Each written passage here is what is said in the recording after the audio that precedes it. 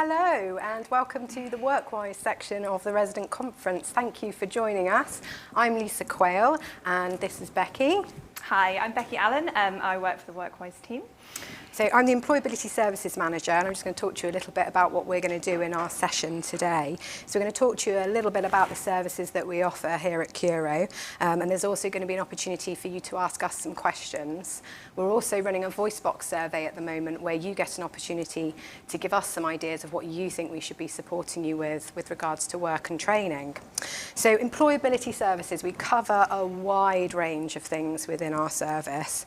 We can help you with employability skills, including helping you prepare for interviews, creating a CV, giving you support with advice on training and options that are out there with different careers in different sectors that you could go into.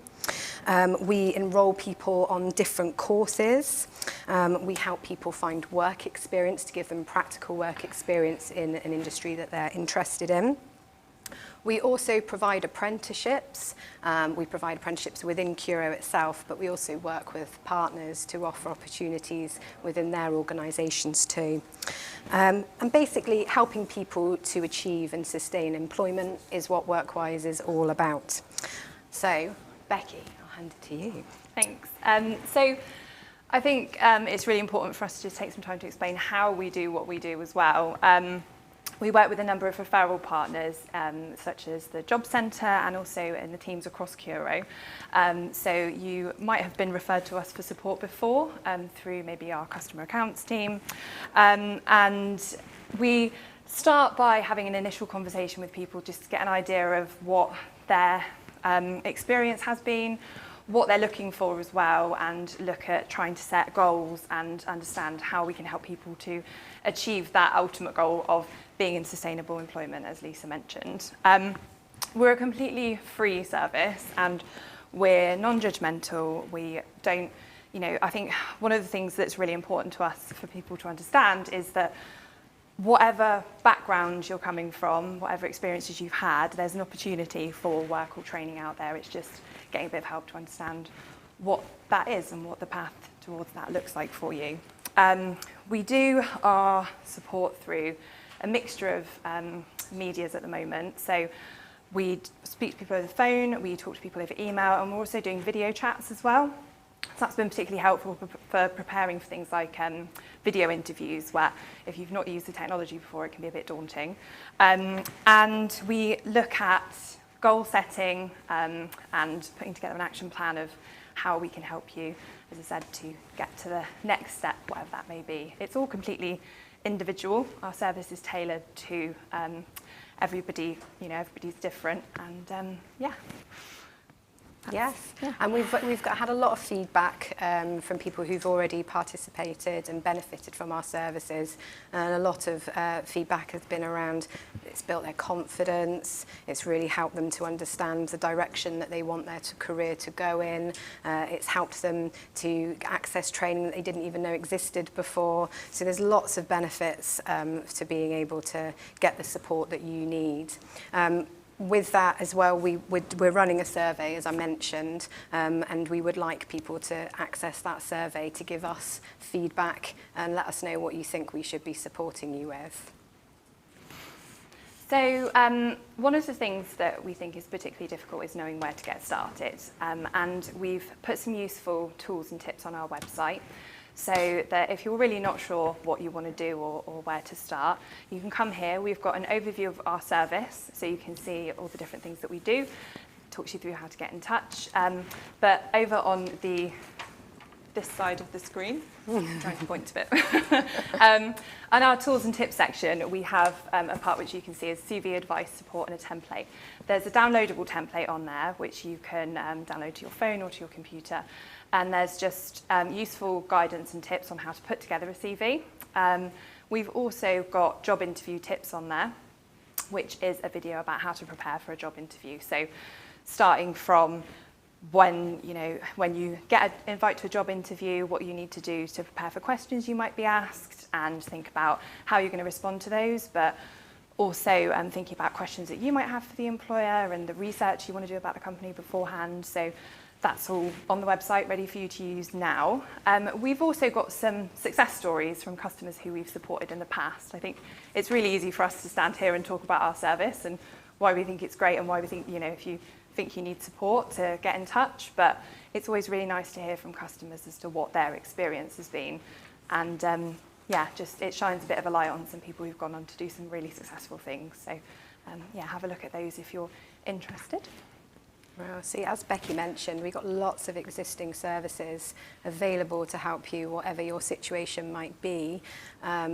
But what we need to do now is maybe start to think about our service slightly differently due to the pandemic, and this is where we really need your help.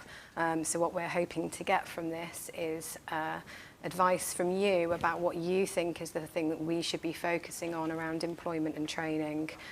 So we're going to ask you some questions, and if you're not watching this live, then we've got a voice box survey that the questions will be similar, and we're looking for feedback from you guys, so you can do that survey later. But we really need to be able to understand what we need to do to adapt our services to make sure we're meeting the needs of this current climate. So we're going to ask some questions and move into the poll now. So you'll be able to select options. So you'll have A, B, C and D. So Becky, do you want to go with the first question? Yeah, sure. So the first question, sorry, I've clicked ahead too far. The first question is, if you are unemployed, what do you think is your biggest barrier to employment or training? So we talk about employment barriers, that's the things that are stopping you from getting into work or training. So it could be, option A is qualifications and training, confidence and motivation, lack of experience or employer references, or finances. So for example, the cost of training or the cost of travelling to and from work. So take a bit of time and send your answers through.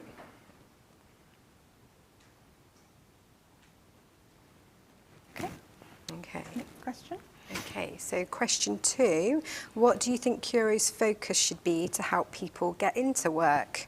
Do you think the main focus should be A, training and courses to enhance skills, B, work experience opportunities, C, careers advice, or D, working with local employers to provide jobs? So A, training and courses to enhance skills, B, work experience opportunities, C, careers advice, or D, working with local employers to provide jobs. Okay, next question. What areas of training do you think will be most beneficial to you? So A is computer skills, B is interview skills and CV writing, C is identifying transferable skills, and D is basic English and maths, so that's like functional skills. So I'll just go through those again. So A is computer skills, B, interview skills and CV writing, C, identifying transferable skills, or D, basic English and maths. And then our final question on the polls, which, if any, sectors of work are you currently looking for employment or training? A, health and social care, B, business administration, C, construction and maintenance, or D, hospitality and customer service. So that's A, health and social care, B, business administration, C, construction and maintenance, or D, hospitality and customer service. So to those of you who are watching live, thank you for answering those polls. But if you're watching it a bit later, we really want to encourage you to go over to the Curo website. If you search in for voice box there, you'll see the WorkWise survey. And by completing that, you will really help us to gain an understanding of what it is you need help with at the moment. And we can make sure that we're designing and directing our services in those areas. Okay, so this is the bit where you guys get to ask us questions. Some of you might have been supported by our service before, or you might never have heard of us, hence why we're here today. So it'd be really good if you want to ask any questions about what we do, or ask how we can help. Just start sending your questions in now. We do have some customer questions already collected through VoiceBox that we'd like to answer in this time as well. So how's it looking on the screen? Is there any questions come through yet? Not come through at the moment. Okay. I'm going to get started then with a question that we were asked on VoiceBox, which we get asked all the time, and I think it's really good to take some time to answer this and make sure we're really clear. So this is a question to say, which age group do you work with? I'm 55, been looking for work for a year and not getting anywhere. So I think there's a bit of a common misconception that careers advice and employment support tends to be for people who are kind of leaving school or a bit younger. Our employment support is for absolutely anybody, particularly for our Curo residents. We understand that, things happen in people's lives and they might want to reevaluate their career path or start doing something new. And I think in particular, recently, with the impact of the pandemic, people have taken the opportunity to look at what they're doing, and a lot of people have been made redundant and have to start from scratch and start looking at how they go about gaining additional qualifications. We're able to support people up to any age, really. We work with people who are 16 to 18 and just figuring out what they want to do. And we also, with the apprenticeships that we offer at Curo, there isn't an age limit for those either. I think that's really important to say because, again, there's that common misconception that apprenticeships are for school leavers, but we have a number of apprentices here who are mature and are really enjoying their experience and have gone on to do really successful things as well afterwards. So, yeah, it's available to absolutely anybody of any age. So, yeah. Yes, and just to pick up on that point with regards to apprenticeships as well. If you are interested in an apprenticeship, your best point, your first point should really be the apprenticeship.gov website. If you log on to that and express what area you're interested in, where you live, put all your details in, then they'll be able to let you know of all the apprenticeship opportunities that are available in your area. All employers have to advertise through this website. So if you sign up, then you won't miss any opportunities. So it's a really good thing to do. So I've got another voice box question. And this is one we get asked quite a lot as well.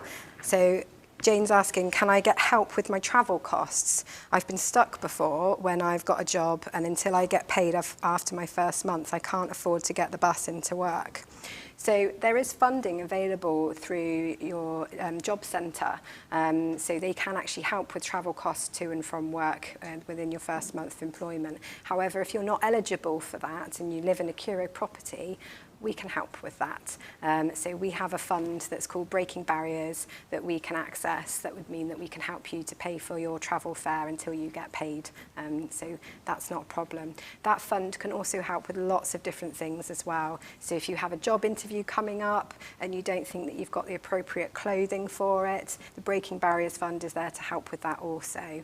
So if there's anything that you think that is stopping you from being able to get to work that requires some money, then please do contact the team and speak to us about what your situation is, and we can see whether you're eligible for that funding. I think one of our good news stories, our success stories on the website, is actually from a woman who accessed our Breaking Barriers Fund and got some funding for a course, which she couldn't get through any other means. So she's able to, she was able to do that course and is now in full-time employment. So yes, it's always worth asking. Definitely. So yes, it can cover courses as well. Definitely. Okay, so got another voice box question to answer, which is about CSCS cards. So if you're not aware, a CSCS card is it's a card that you need to go and work on any kind of construction site. So it involves taking a health and safety test, and you need to attend a course and do some learning, and it's an accredited qualification. So the person here has asked, I need to get a CSCS card. I was told I could get it for free because I'm not working. So if you're unemployed and claiming benefits, you can access funding for those courses for free. Excuse me. But that's only if you're over 19 years old. So this person says, I'm 18, are there any grants available that I can apply for? So, yeah, this is something that was introduced a while ago, is that people who are 19 and over can access funding for CSCS courses. Anybody who falls under that category, so 18-year-olds who are looking for work, again, that's something that we can help with funding for. So we can make sure that you can attend that course, get that qualification, and get into work. Okay, and we got one final question from the voice box survey as well. So I want to get back into work. Part-time would be ideal because I've got young children, but I'm on universal credit and I don't think I'd be better off. What can I do about that? Well, we at Curo have some universal credit advisors in our customer accounts team, which I believe are up after us. So they would be the best people to talk to, and they would be able to do some better off in work calculations for you and see what difference it would make to your household income. So please do get in touch with the universal credit advisors. If you're interested in any of the things that we've talked about today, it's really easy to get hold of a member of the WorkWise team. So you can email us at, our email address is workwise@curo_group. Curo-group. Curo-group.co.uk, so you can speak to any member, there it is, of the WorkWise team. And also, again, if I could just mention the voice box survey, I will keep going on about it because we really, really do want your input. This is your chance to feed into our services and let us know what you think we should be doing. So please, please go onto the Curo website, look for voice box survey, and the WorkWise survey is on there. And it will really, really help us, as I say, direct the services to meet the needs of you and what your individual circumstances are. So thank you so much for joining us today. If you've got any questions or you need to speak to us about your own personal situations, you didn't feel comfortable to contact us today, then please either email us or give us a call and we'll be happy to help. And I think up next is the money benefits and your rent account. So that's the customer accounts team will be joining us. So thank you very much. Thank you. We will hope to speak to you soon.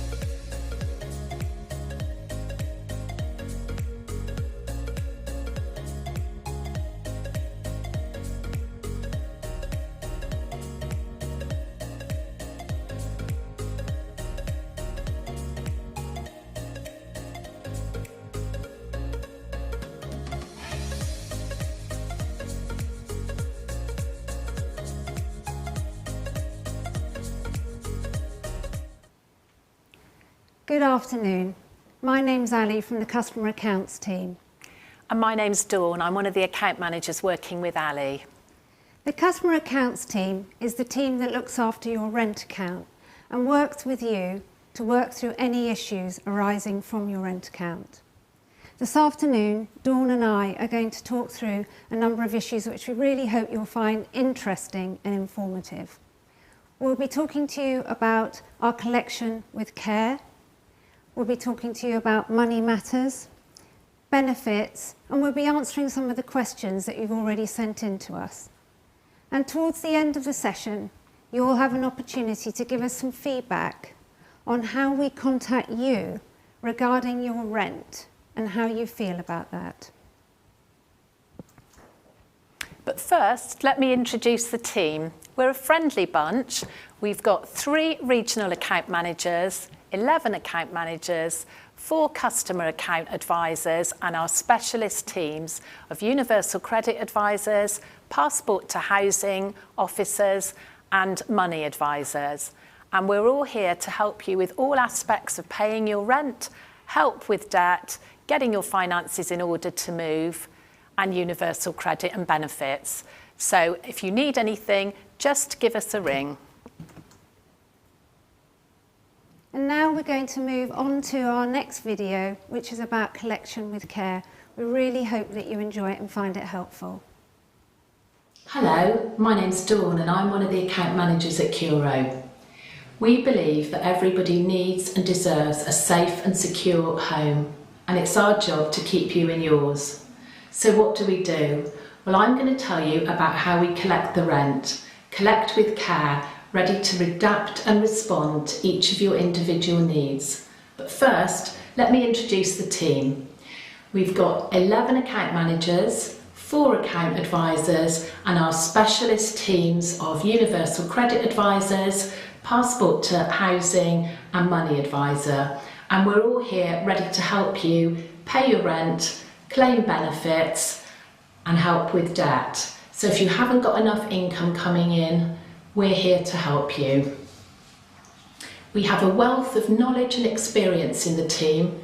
Living locally, we experience the same things as you and your family, and we all have housing costs, so we do understand. We know that things can happen to all of us from time to time. Change of job, loss of job, change in relationship, and now with COVID, people being furloughed, made redundant, it can be stressful. A few bills missed here and there can lead to debt and poor mental health. But we're here and we're ready to help. We're never judgmental. After all, this could happen to any of us, and we will do our very best to provide the best advice and support for you. The sort of help that we'd want for us and our families. We'll really listen to you and find out what you want, and then we'll do our best to either help you ourselves or, with your permission, refer you on to our in-house money advisor, Sam, or external providers. We work with local councils, we work with job centres, debt advice agencies, and many other support providers. Whatever happens, your account manager will stay with you every step of the way, checking in. We tailor the service to meet your individual need. There's no one-size-fits-all at Curo. We can talk you through all the benefits you may be entitled to. You may be claiming, but you may not be getting everything that you're due. After all, many people aren't, and we're all trained in benefit calculations, so we can work that out for you too. We can signpost you to forms, or we can even fill those in. You just need to ask. We can go through your budget. It's useful for all of us from time to time to see what's coming in and to see what's going out, so we can understand our priorities, what we want, and how to get there next. We can advise you on maximising your income, maybe a part-time job, and we've got our employability team in-house at Curo as well that can help. Or of course the job centre with free training, help to become self-employed, and lots more support. We can help you around your priority bills. advise you on what must be paid to avoid consequences and what can be deferred or rearranged. We can help you with grants. We've helped our customers get new white goods, those essentials like cookers or washing machines, things we all need, but if they suddenly break down, it can be an overwhelming expense. We work with the council welfare departments and food banks too. So if you're in need, just ask. After all, no one should be hungry today. And if you are getting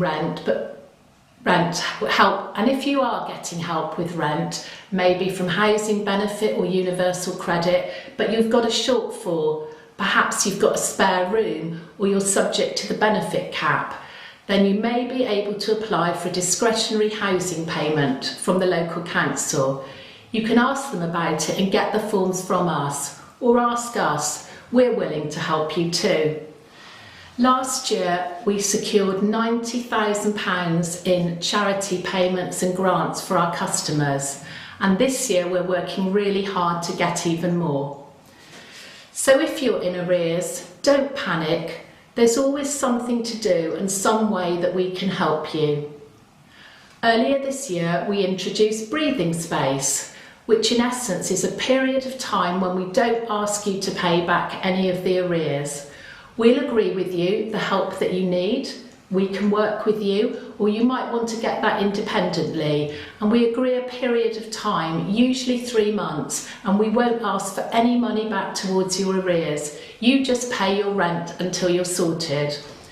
We've got 150 customers on breathing space at the moment, and their account managers keep in touch with everyone. Sometimes in the past, with very high rent arrears, when there's been no contact with the customer and no payments, we've had to take enforcement action, but it's always as a very last resort. And with COVID, we've moved even further away from court action. We want to keep you in your home, and we will do everything we can, work through every opportunity, explore every avenue to keep you there. You just need to get in touch. And if that's too much, give your permission to a friend or a family member or a support worker to tell us what's happening. We're here and we want to help you. And of course, we're always willing to agree a repayment plan, but we'll talk to you first to make sure it's affordable, and Sam, our money advisor, can help you too. Sam secured £65,500, that's money back in customers' pockets, and she can help you too. So we're here to talk, happy to help, happy to talk. You just need to get in touch. And I know sometimes picking up that phone can be really daunting. That first step can be the hardest. So if it is too hard for you, you can email us and we will respond to you and engage with you in the way that best meets your need. So please pick up the phone and talk to us. I know that things are difficult for many of us now, and with COVID, people are facing redundancies, people have been furloughed and their income's changed. We do understand, we are here, we want to help you, so please give us a ring, let us help you, we really do care. Thank you for watching our video. Behind me you'll see some contact numbers and how to get in touch with us. And just to let you know that there's a lot of information in today's presentation. All of the information will be available for you to look at later, but also on our website, so you can get that information at your leisure. So without any more to do, we're going to move on to money matters. We're going to show you another shorter video regarding that. We really hope you find it useful and informative. Hello, I'm Ali from the Customer Accounts team. COVID-19 has been a challenging experience for most people. Many of our customers have lost employment, been furloughed, or found themselves on a reduced income and had to claim benefits for the first time. This alone can be a really challenging experience, and we're here to help you. In varying degrees, most of us have been or know someone whose mental health, their physical health and their financial situation has been impacted by the virus. And worrying about money can be really hard on our mental health. It can be really difficult to say to ourselves and to others that we're struggling. Indeed, the staff at Curo are not immune to these challenges, and we are here to help you. So if you are struggling to pay your rent, or you're getting behind with any of your other bills, please pick up the phone and give us a call. Our number is 01225 36 6000. That's 36 6000.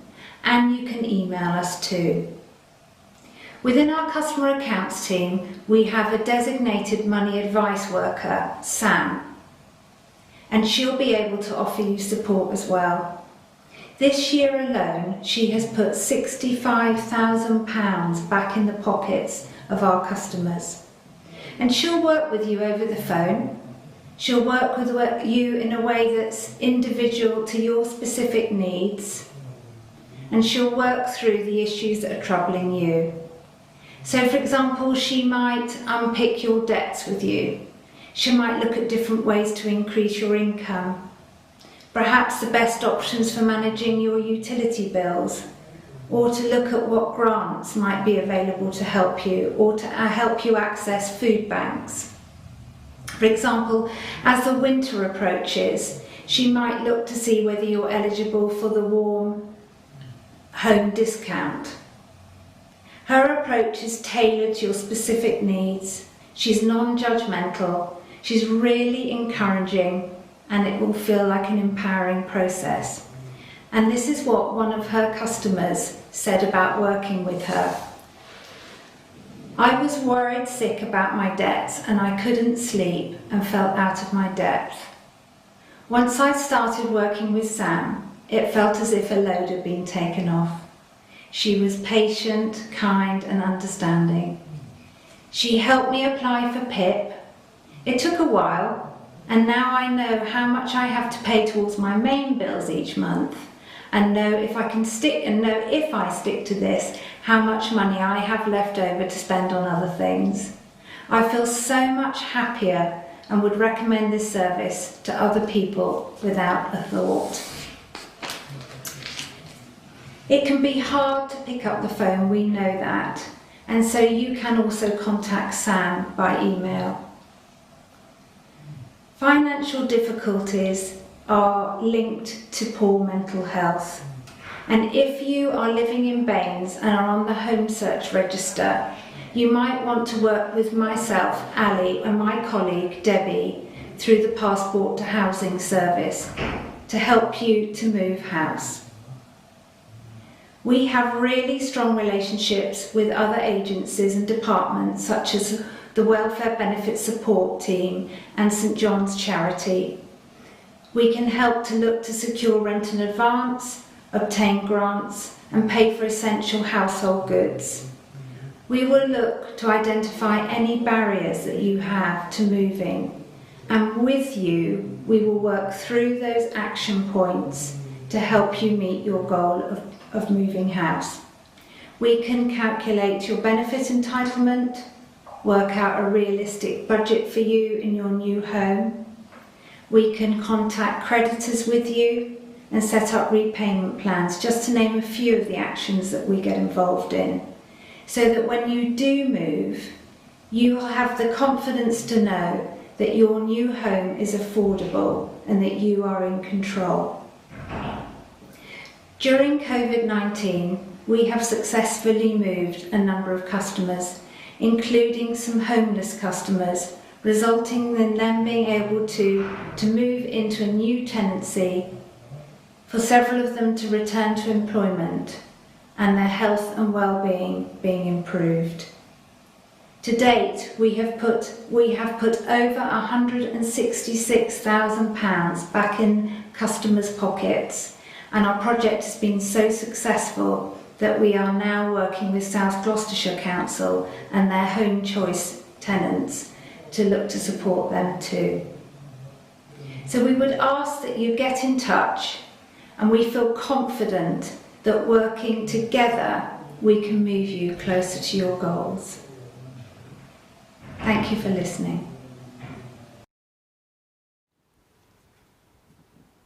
So behind me you'll see how to contact our money advisor Sam.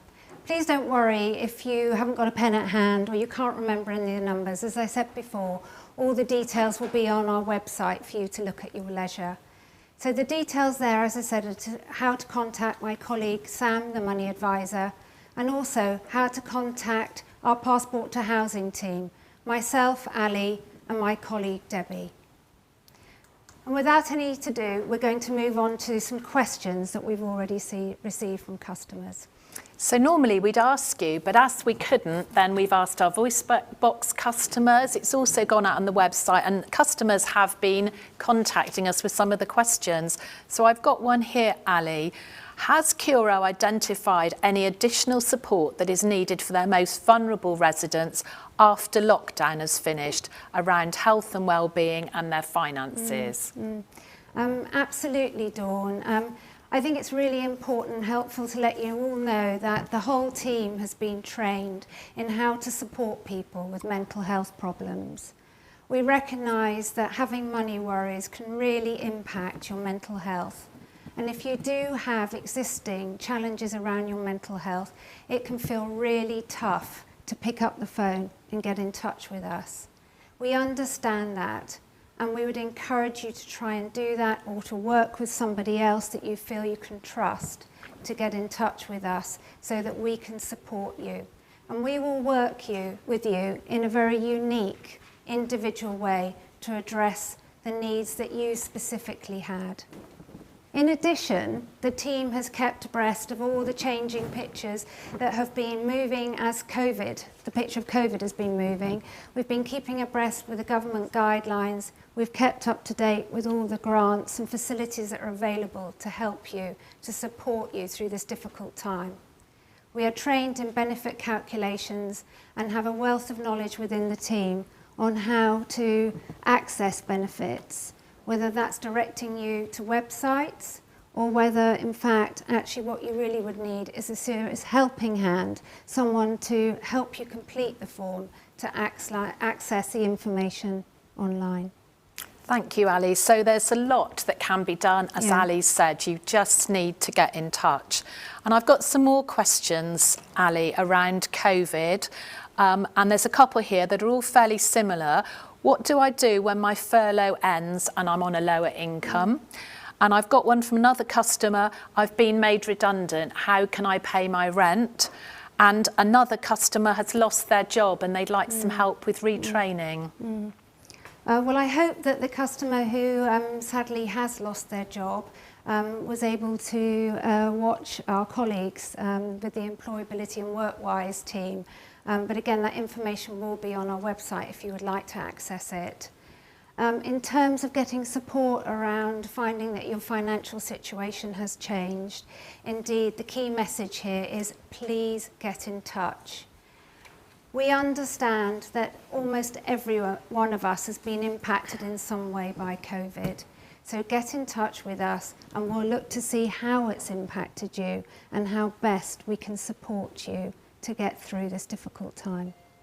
So the key message is that we tailor the service, we'll give you all the options, we advise, you decide. Absolutely. Thank you, Ali. Absolutely. And of course, if customers are struggling paying their utility bills, please get in touch. If you've got a key meter, you're on a low income and you're struggling, get in touch. We may be able to help you. Yes, thanks, Dawn. And I have a couple of questions which are around arrears. One question is, I can't afford to pay my arrears at the moment, followed by, will you evict me because of my arrears? No, as long as you work with us. Enforcement action has always been the very last resort. It's your home and we want you to keep it, and we'll do absolutely everything we can to keep you in it.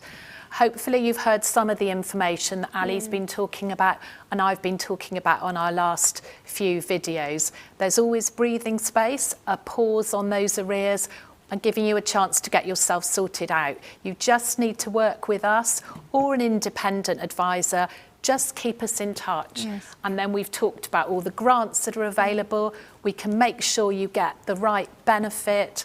We can help you prioritise your bills. We can help you with those that need to be paid because of consequences, and those maybe that can be deferred to a later date. So there's always something we can do. You just need to get in touch.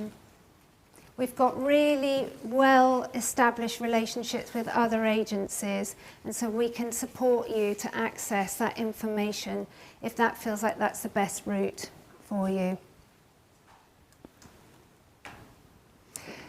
So now we've got another video, and this is all about benefits that we've just mentioned, how you claim your benefits, and also some information on pensions. Hopefully you find this useful. Hello, I'm Ali from Curo's customer accounts team. And I'm Dawn, one of the account managers in the customer accounts team. And Dawn and I are going to talk a little bit today about unclaimed benefits. We're going to be talking about pension credit, universal credit, and we'll talk a little bit about the TV licence, new TV licence rules.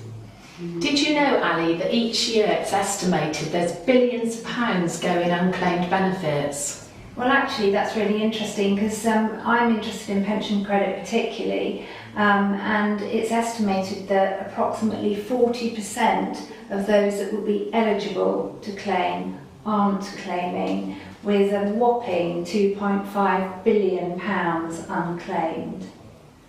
That's a lot. It is a lot. So I thought it might be helpful just to kind of give a quick overview about pension credit. So how do people claim? Well, you need to be of pensionable age. Okay. And there are lots of online calculators to help you work out if you are of pensionable age. It's a top-up benefit, so it's really suited for those people that are on low incomes. It's made up of two parts, a guaranteed part and a savings part.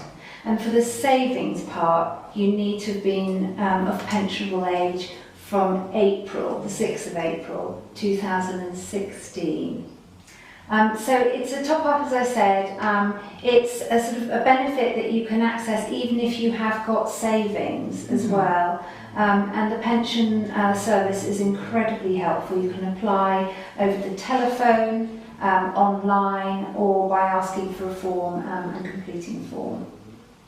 So it's well worth looking into and making an application if you're eligible.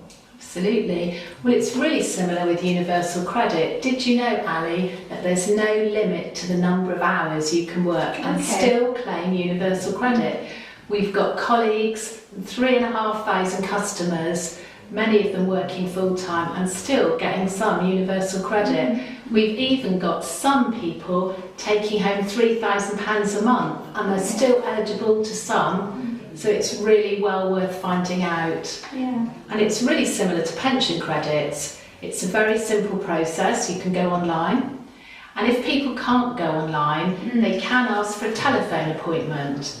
It's a free phone number they can ring up, or Citizens Advice, or we can help too.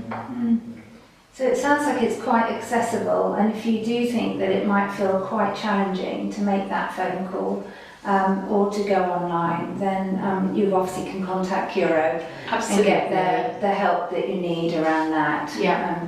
I think what's quite interesting around the pension credit aspect is also that in August this year, the government changed the rules around those over 75 being able to have a free TV licence. So now you have to be on pension credit to be eligible for that licence. So again, you can contact the TV licensing authority and they'll talk you through the process and help you to see whether you might be eligible. So that's an important change. So now it's the time when it's definitely worth finding out if you're eligible and entitled to these benefits, because there could be quite a lot you're missing out on. Absolutely. Okay, well, I know it's similar with universal credit, Ali. It can feel really daunting to make that first claim, and sometimes the people are a little bit unsure about it. And there's a lot of myths circulating about universal credit. It has had some really bad press, but things have improved. It's been going for many years now. A lot of our customers might be claiming it, same as our colleagues. and things have improved. Curo managers and other lobby groups have talked to government and things have got better. So did you know from April, with everything that's happened around COVID, they've increased the personal allowance by £20 a week. That means a lot more people can claim. That's quite a lot. Anybody moving from the old legacy benefits onto universal credit from the end of July will now get 2 weeks run on. So that's 2 weeks of their old benefit. For the first 2 weeks they're getting universal credit. So it's almost double benefit, and they get help with their rent too. And for those that are working on universal credit, you will always be better off in work. You can get a work allowance depending on your circumstances. You'll get your eligible universal credit allowance, but you will also you can also keep 47 pence in every pound you earn. But it's an awful lot to take in, I know that. They've also introduced Help to Save scheme, and this is for people on universal credit. Some of the other benefits as well, people on low income, and for every pound you save, the government will give you 50p. That's 50p for every pound you save in your savings, and you can save up to £50 a month. So it's well worth looking into all these things.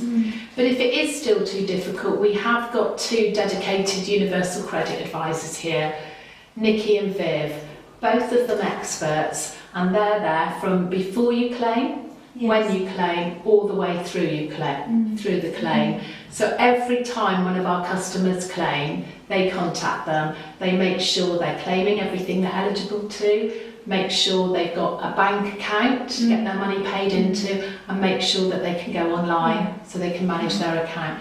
But if they can't, it doesn't matter, because Nikki and Viv will come up with a solution. And then when customers get their first payment, they'll give them a ring again, just to check out they've got what they thought they should have. They can work through any problems, and they'll help them to pay their rent too. So they work very closely with the job centres and with the universal credit managers. So for most people, universal credit goes quite well now. But if it doesn't, they're here and they can help. So Nikki or Viv, just give them a call. They're here to help you. Or again, you can email them. I think it's quite interesting that there can be a myth that if you're working, you're not entitled to any benefits. Exactly. And it's making me think about attendance allowance and personal independence payments. That people feel that they might not be eligible to apply for those 2 benefits if they are in work. These 2 benefits are available to you if you have support needs. So the attendance allowance is a benefit that is available to you if you're at state pension age. And that predominantly focuses on your care needs, whether you actually get those care needs met or would ideally get them met. That's looking at giving you extra money to help support you to be cared for. And that's well worth looking at. And it's not taxable, it's not means tested, and it doesn't matter if you have savings or indeed are working. Right. So the other benefit I mentioned is a personal independence payment, and that payment is if you're below pension age. Now there's a mobility element to that which there isn't in attendance allowance.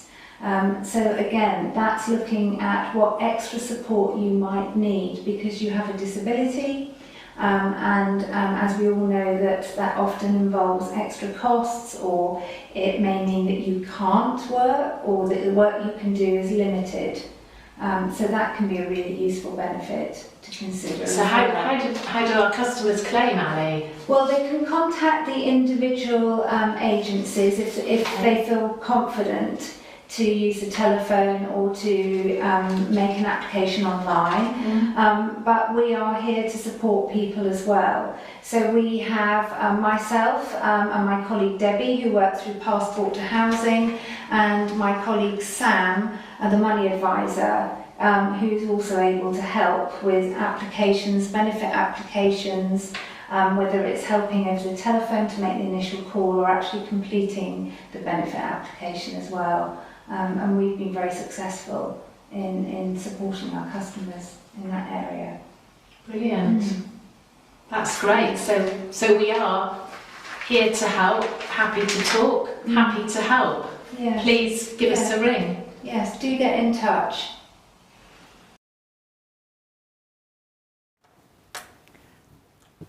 Okay, thank you. So we've had a question in from one of our customers who said that they work, I work part-time, my wife doesn't work, and we are worse off. So I think our advice would be here, get in touch, and we can do a benefit calculation for you to make sure that you are claiming all the benefit you're entitled to. Just give us a ring or email us. Yes, that sounds really helpful. So behind us is the pictures of my colleagues Viv and Nikki, who are the Universal Credit Advisors, and also some information on how to contact Universal Credit and seek any support that you might need. But again, once again, just to reiterate that if it does feel difficult, or you're unable to go online, or you feel unable to pick up the phone and speak to a government body, then please get in touch with us at Curo and we'll help you through the process.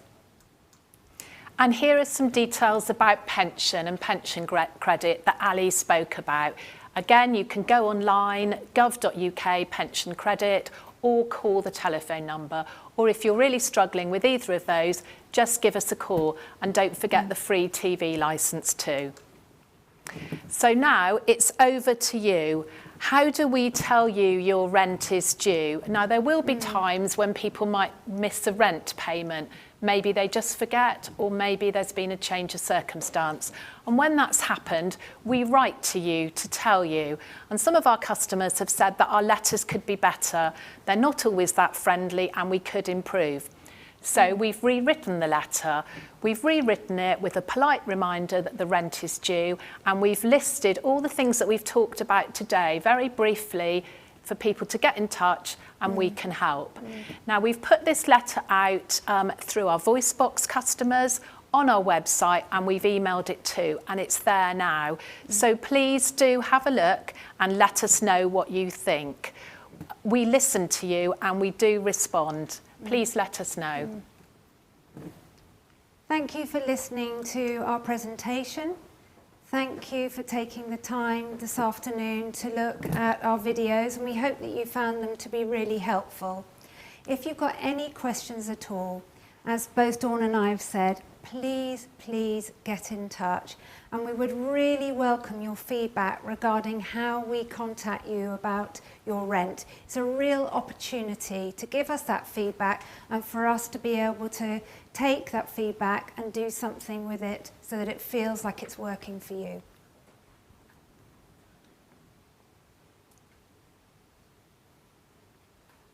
Next up, we have our Tenancy Services team, and I hope that you enjoy the rest of the afternoon. Thanks.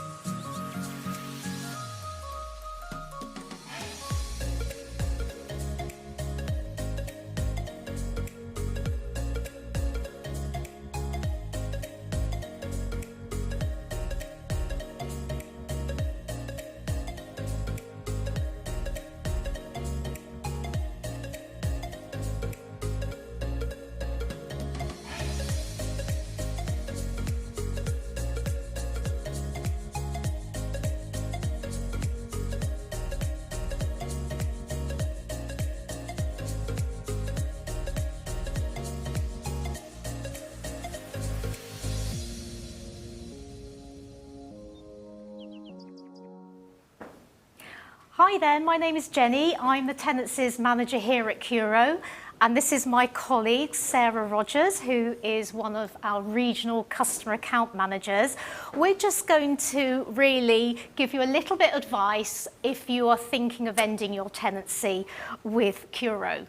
Obviously, we'd be sorry to see you go, but we understand that people want to end their tenancies for a number of different reasons, and we want to ensure that you know what you need to do so that all goes smoothly for you. First of all, it is really essential that you know that legally only a tenant can end a tenancy agreement. So it will be yourself as tenant who would have to contact us to let us know that you do wish to end your tenancy. Some of you may have joint tenancies, and in the main, either one of you can contact us to end your tenancy. However, some tenancies do require both tenants to give us notice. So do check your tenancy agreement, and if you are in any doubt, you can contact us here at Curo and we can advise you. Legally, we have to take your notice to end your tenancy in writing. Now, we can do this via email, which may be easier for some of you. However, that does have to be from the email address that we have got registered for you here at Curo. So you might want to check that that's all correct if you're thinking of moving on. Now, your tenancy does require you to give us 4 weeks' notice. I'm afraid we can't just end your tenancy if you hand the keys back to us without any prior warning. So 4 weeks' notice is what has to be given, and your rent will still be accruing and liable. You're still liable to pay rent during that 4-week notice period. We've got a really handy leaflet about moving out, which gives you all the guidance and things you need to be aware of, because what will happen is you'll have some contact from our lettings team, and they will guide you with some of the things that you may need to do to get your home ready for moving out. Obviously, we will want you to clear your property of all of your belongings, and we will expect you to leave your property clean. But we can give you some advice on that if that is a concern or you have any worries about that. And also, we are unable to end your tenancy until we do have the keys back here at Curo. Now, during the pandemic and these uncertain times, we are arranging for key safes to be fitted so that you can just simply pop your keys in a key safe so that one of our team can come and collect the keys once you're finished and you've gone and you've essentially moved out. But really important to know that we can't end your tenancy until we have got your keys back. I'm going to hand over to Sarah because she's going to talk to you a little bit about your rent and what happens in your notice period. So from an accounts point of view, end of tenancy is really important to us as well, and we work very closely with tenancy management. It might be just that you're moving on, but obviously there's very sensitive issues at the end of tenancy because it might be that a loved one or a friend has passed away. There's definitely things to think about. The rent that accrues for a further 4 weeks. If you receive housing benefit, that housing benefit stops. If somebody has passed away, a loved one, like I say, or a friend, that housing benefit will stop on the Sunday after they have passed away. And then you have those 4 weeks to think about. If you are a friend or a loved one, you may not even be a Curo tenant. You may not know how the tenancies end and what to do.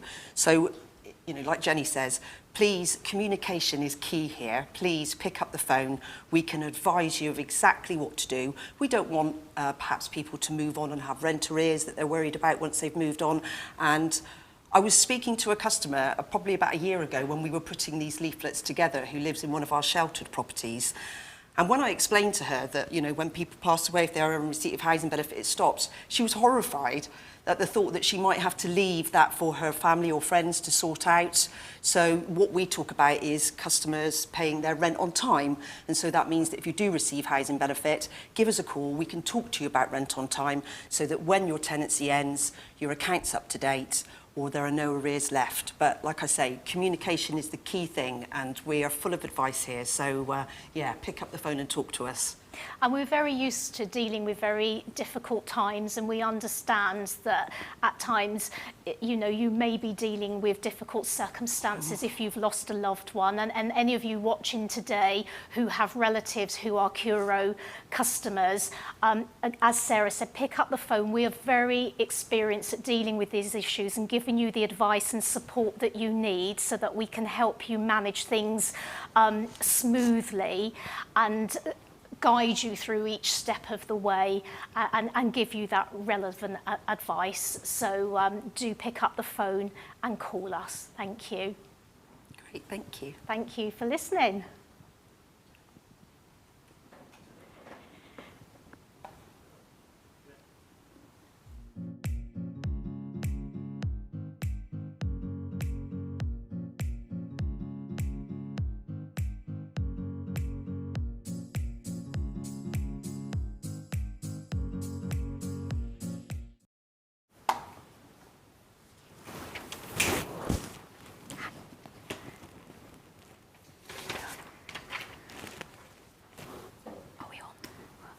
Hi, you've got me again, Jenny. Welcome back. I'd like to introduce you to my colleague, Annalise. Hello. Who is in our tenancy management team. Annalise is one of our tenancy advisors here at Curo, and we're going to give you a quick whistle-stop tour of mutual exchanges. Really popular. If you're thinking of moving home, it can be a really good way to find a new home.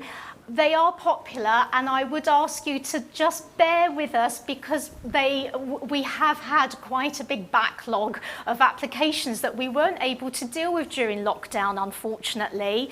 So at the moment, we anticipate that from start to finish, it usually takes about 3 months. So do bear with us and be a little bit patient with us at the moment if you can.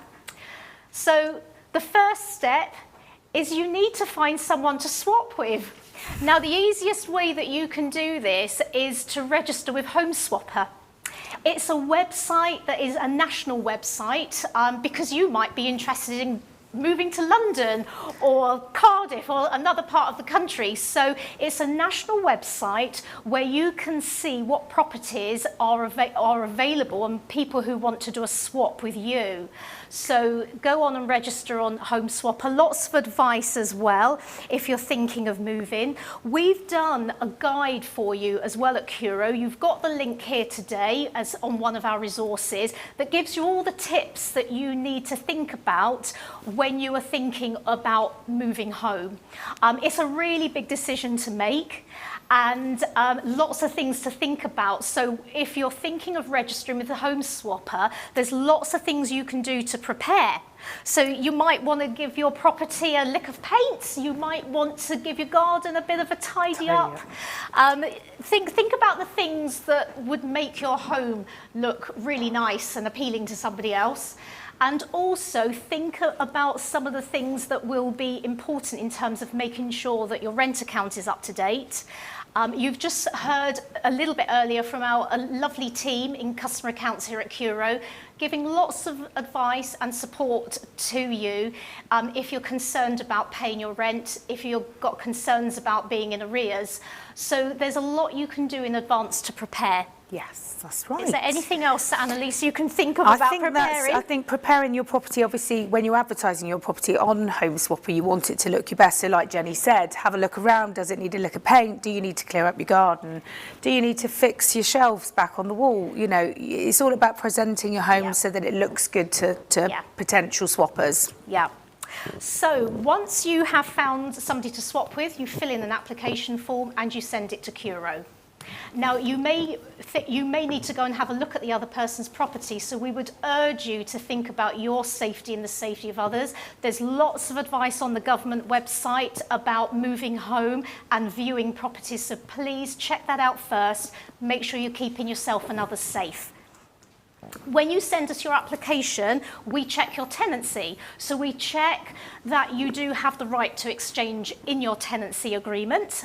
We can give you some advice on that. We do have to check that the property is going to be suitable for you.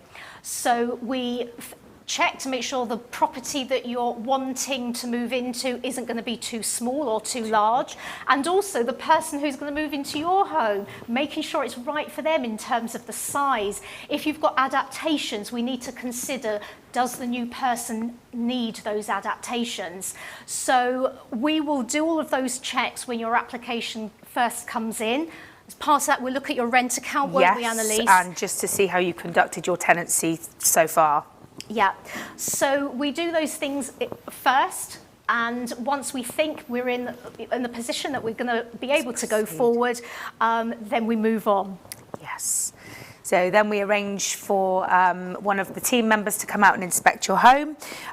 This is a very thorough visit. It can take up to about 2 hours, and we'll do a full overview of the home, including any outside space, gardens, just a full inspection really to see the condition of the property and if there are any things that you need to do to get it up to a standard to enable you to move and to proceed with the mutual exchange. Okay.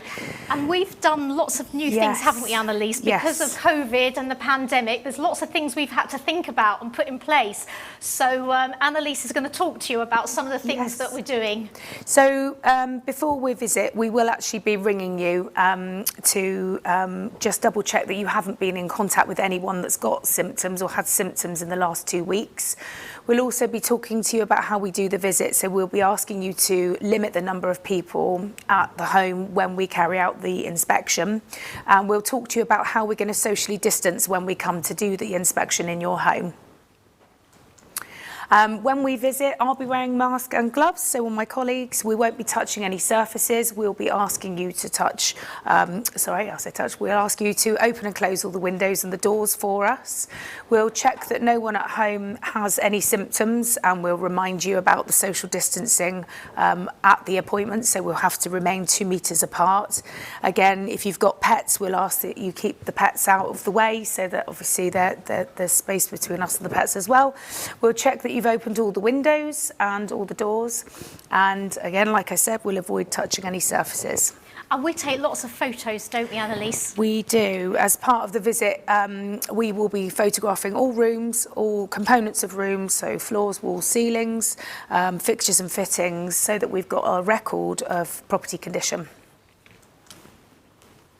Part of the inspection as well, we'll be looking at repairs. So there may be repairs that you need to do, and there may be repairs that Curo need to do. Obviously, we can have a look and you can talk through them with us, and we can advise you who's responsible for that. If there are repairs that you need to do, then obviously we'll let you know what you need to do, and we'll set a time frame for them to be done and completed.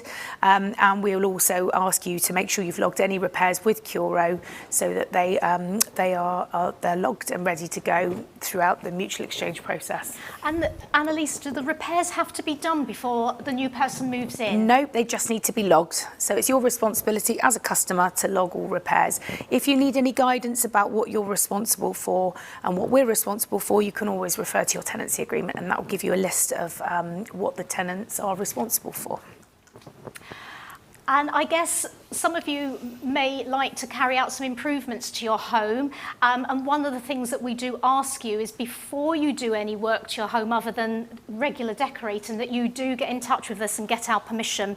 Again, that is something that's in your tenancy agreement, that we do have to give you permission for things that you want to do in terms of changes. So when we're going through the mutual exchange process, when Annalise or one of the team comes to have a look at your home and carry out any inspection, they will talk to you about anything in your home that's non-standard, so things that may have been done by yourself, and if you did get permission to have those things carried out. Now, if you haven't, then we'll work with you and we'll look at giving you retrospective permission for any changes, and that may mean that we do have to get a surveyor or another expert to come to your home, because it's really important that our homes are safe.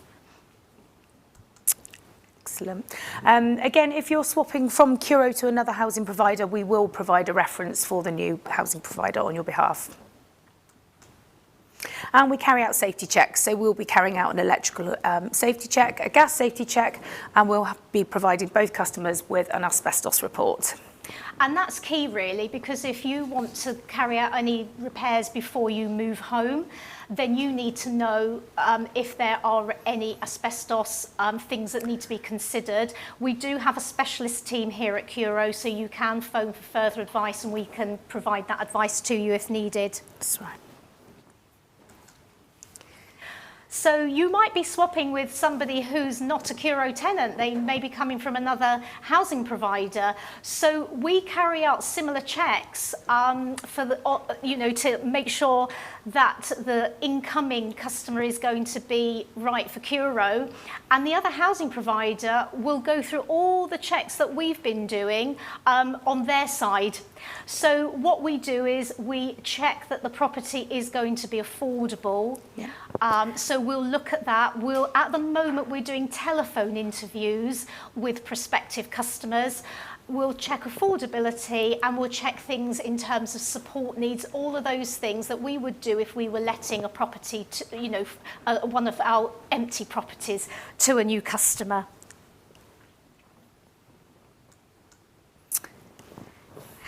And then finally, once we've done all those things and we've been able to give you approval and everything is looking as though it's going to go ahead smoothly, we will have talked to you about a potential move date, what is convenient for you and the person you're swapping with.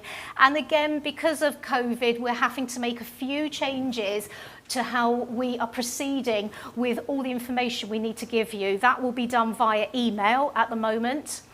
And so make sure that you've got a current email address and internet access, because we will arrange to send you lots of new information and we will look at sending you your agreements and legal documents via email. And finally, the day of your move, we always ask that you leave your property as you wish to find a property. So we would expect you to have cleaned it and to remove all your rubbish. With regards to the move, because of COVID, again, we would also ask that you ensure you're following government guidelines to move. It's really important. You are responsible for yourselves to make sure that you've checked out the guidelines. We'll obviously send you the main pointers, as we've said, but it is really important that you familiarise yourself with the guidelines so that you keep yourself and others safe when you move. And we've given you a link to that today as well in the supporting information for this conference, so you can have a look at that in your own time and if that's something you're interested in looking at. And we'd just like to say a big thank you for your patience, for anyone that's got a mutual exchange going through at the moment. Obviously, we have got backlog from COVID. You can contact the tenancy management team and ask us any questions if you want to. If you're thinking about mutual exchange or you have a query, then obviously we are available in email or telephone or via our website to contact us with your queries. We did have one question in advance of today's conference, which was about the condition of the property when you move out. And as Annalise said, we would encourage you and ask you to think about what would you like in terms of moving to a new home. We all want to move into a nice clean home where all the rubbish has been gone. So we ask you to just leave your home in the way that you would like to move into your next one. Any questions, you can obviously submit them after today or phone us directly. So thank you for listening to myself and Annalise this afternoon.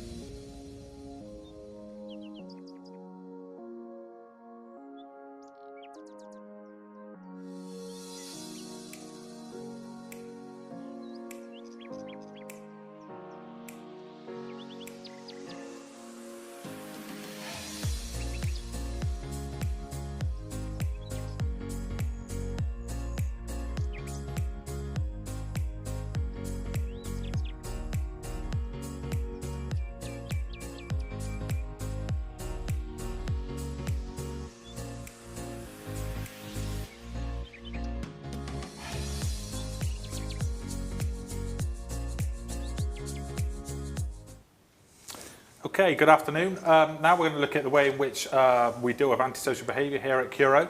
And at Curo, it's dealt with in the Tenancy Compliance and Support Service. And my name's Andrew Snee, and I'm head of that service. And my colleague on my left is... So I'm Matt Dix, I'm one of the managers in the Compliance and Support team. Okay. So, I'm going to give you a little introduction to the team, what we do, what roles are in the team, and how we may interact with our customers.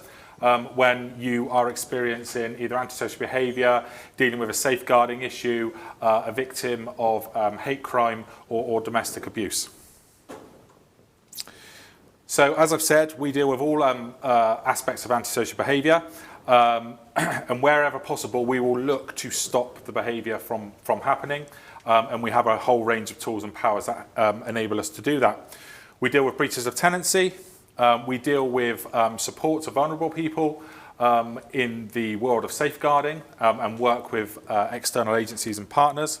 We also support victims of hate crime, again with other agencies and partners, and we will look wherever possible to take action against perpetrators of hate crime.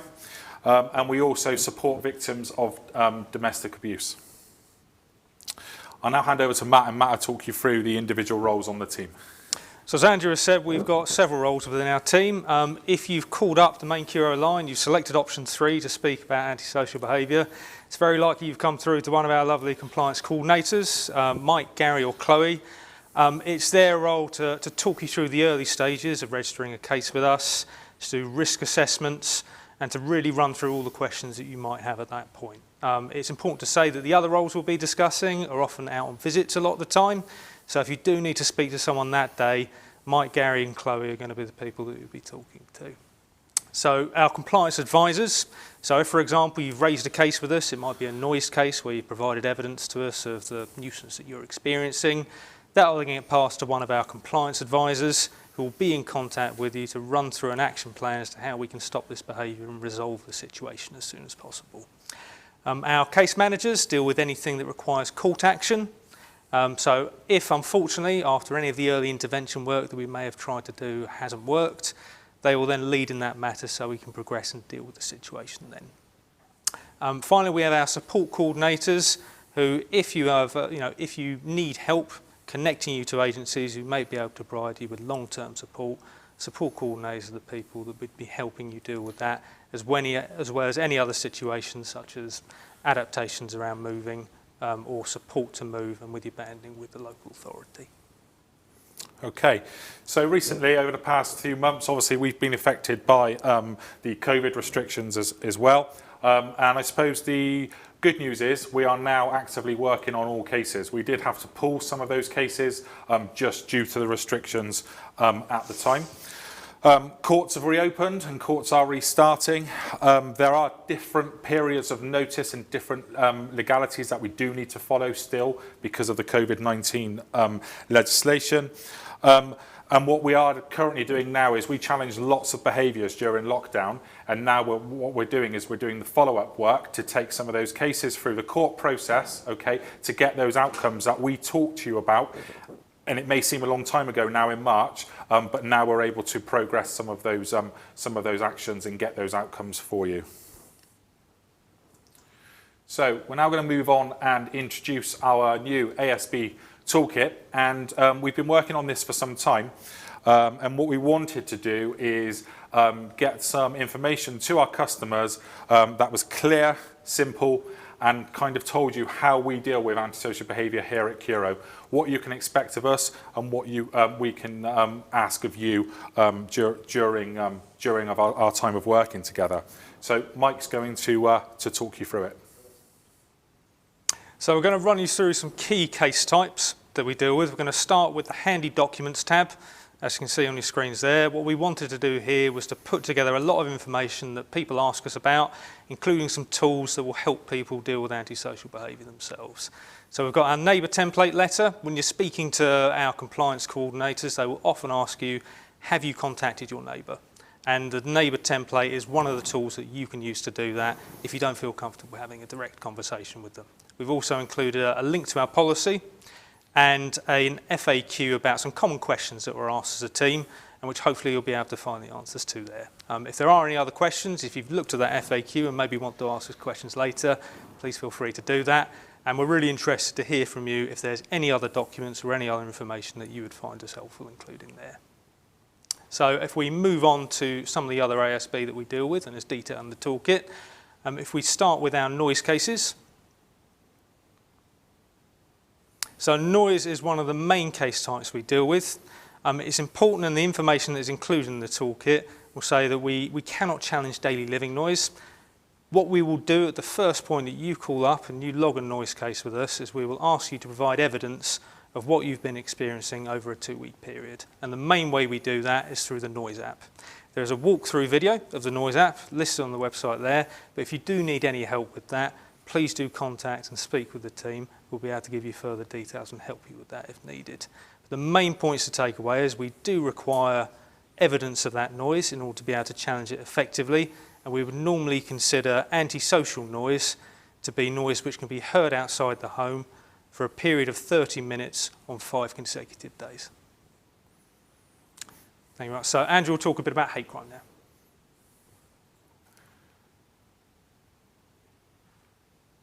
I think it's back up at the top. Keep going, there we are. So, we work very closely with other agencies such as SARI, Brandon Trust, to name a few, and Diversity Trust. And this is, our work in this area is around supporting victims of hate crime. And if you are unfortunate enough to find yourself as a victim of hate crime, we guarantee that we will work closely with you to help you have a voice and work with us on a positive outcome. You will obtain an action plan, okay, and we will work through that with you with some clear goals around how we're going to support you, how we're going to contact you, and what work we will do with you to help stop these problems and move you to a safer place. And that could be a safer place in the home you're currently in, or if you have to move on, then we can work with you and other agencies to move you to a more safe location. If we can take a look at, just while we're on hate crime, actually, sorry, we are, wherever possible, we will take robust action against perpetrators of hate crime, and at Curo we feel strongly about this. So if the evidence is there that you have perpetrated hate crime, we will take the strongest possible action, which could result in a court appearance, a court case, and ultimately could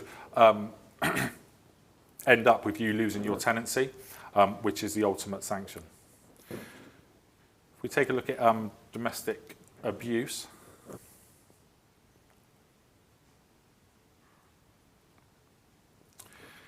So again, with regards to domestic abuse, we will work closely with you.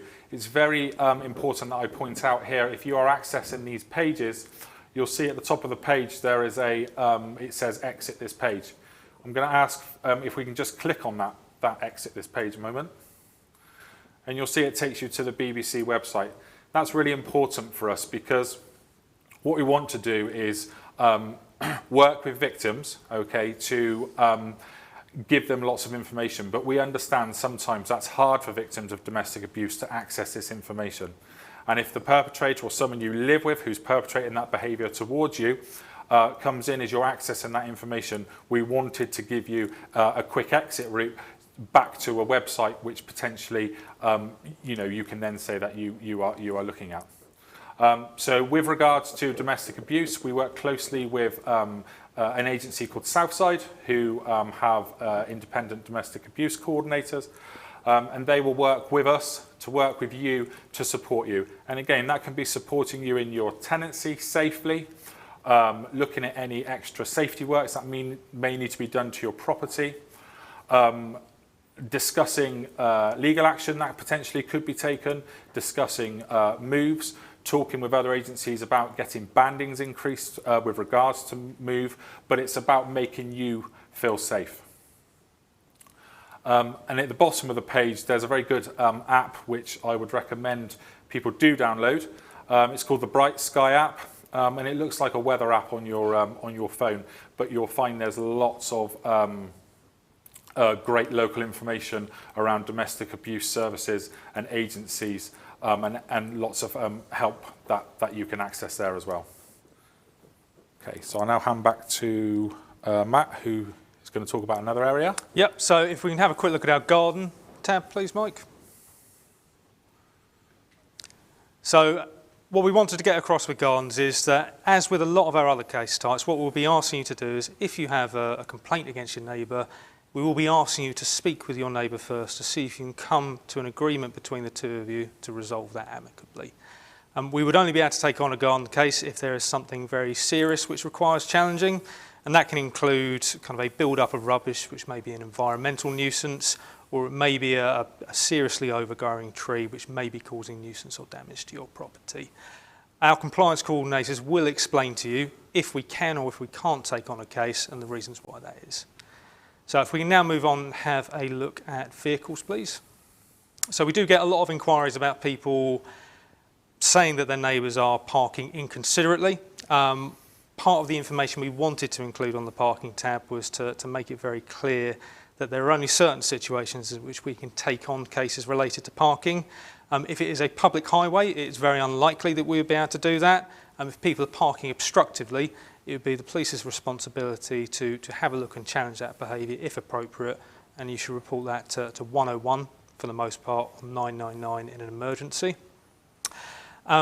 We do also get a lot of inquiries about the numbers of cars that people can have. In theory, whilst we always expect people to park respectfully, there is no limits on the amount of vehicles that people can have, provided they are taxed and MOT'd. And there's a link to the DVLA website where you can see whether a vehicle is taxed or MOT'd. If it is on Curo land and not taxed or MOT'd, that's when potentially we can take action to remove that vehicle.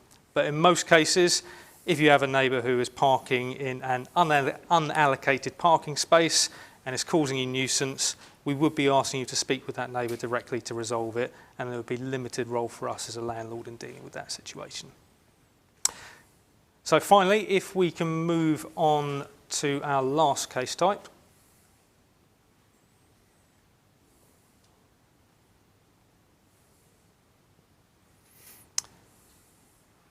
Which, just scrolling down there, I think we have done noise. If we can just have a look at the drugs and cuckooing tab. Now, cuckooing we will come to discuss in a later segment, but what we wanted to get across with here, people, is we do get lots of reports sometimes of cannabis being smoked in communal areas.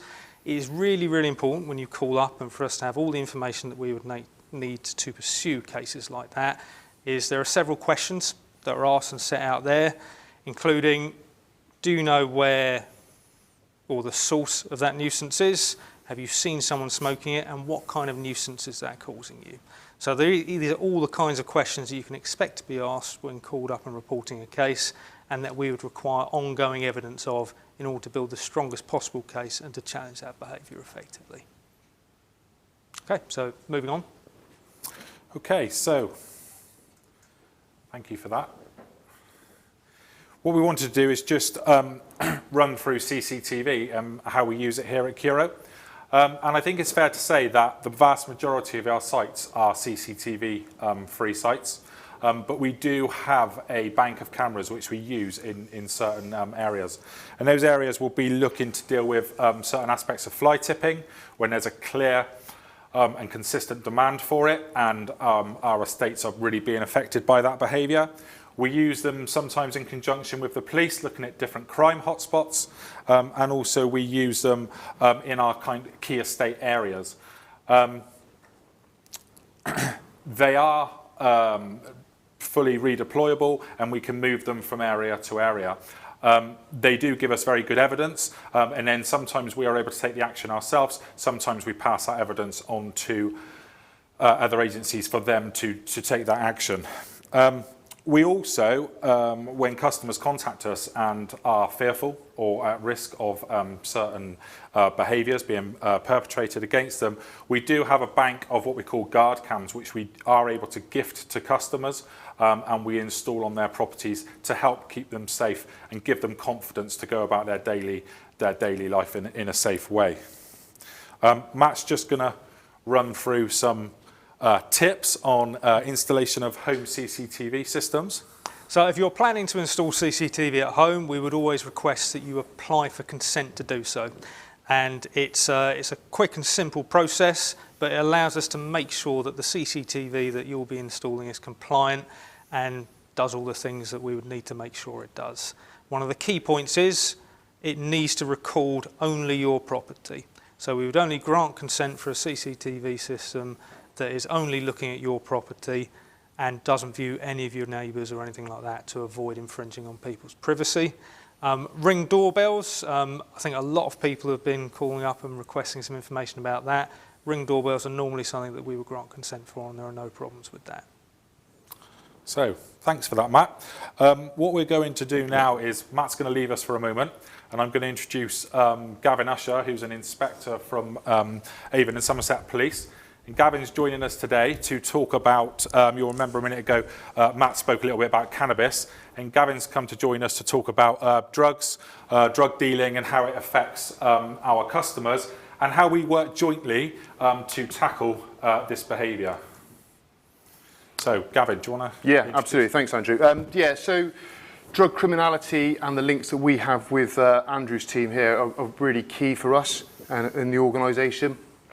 We've seen a growing trend of vulnerable people in the community being targeted by people that work in these county lines operations. They do operate outside of Bains across the whole country, and it does afflict and does affect the most vulnerable in society.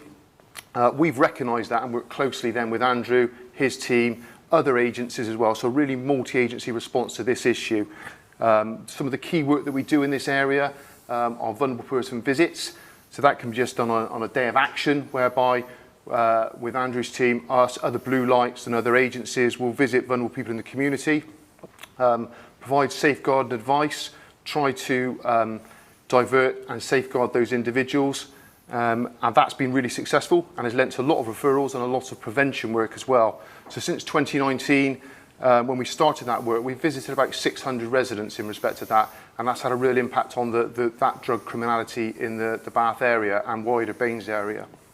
And linked to that, and why that kind of started initially was that back in 2017 we had 6 active county lines in this area. At this time now, there's no active lines, which is a really positive thing for Bath, although that's a fluid situation and something that we need to keep going, and that's why this multi-agency joint working that we're doing with Andrew will continue, even though we've had some success. So that's really, really important. That then also links to those vulnerable people in the community that are affected by antisocial behaviour. Those are also the people that tend to be targeted for that type of criminality as well. And again, we work closely with my ASB team, my officers on the ground in respect of that. And we can look at criminal legislation in respect to that as well then. So you've got your criminal behaviour orders, community protection warnings, community protection notices, and we do use those to deal with antisocial behaviour. We can deal with lower level antisocial behaviour as well in terms of acceptable behaviour contracts, good neighbourhood agreements, and all of those are really useful tools for us to tackle that. But we can't do it alone as a police service, and it's really key for us that we work together with these other agencies to get that information intelligence in and then make sure we're using the appropriate legislation to tackle those sort of criminality and those incidents. Yeah, cool. Thanks, Gavin. And I mean, I think from my point of view, we're in almost daily contact with Gavin and his team. And we're really lucky in Bains and the surrounding area to have a real proactive team who are out there on the ground, you know, and interacting with those vulnerable people, getting that key information. And I think the most important thing to emphasise here is we won't do anything that makes them feel unsafe. No. We won't put them in a position which, you know, could result in something coming back on them.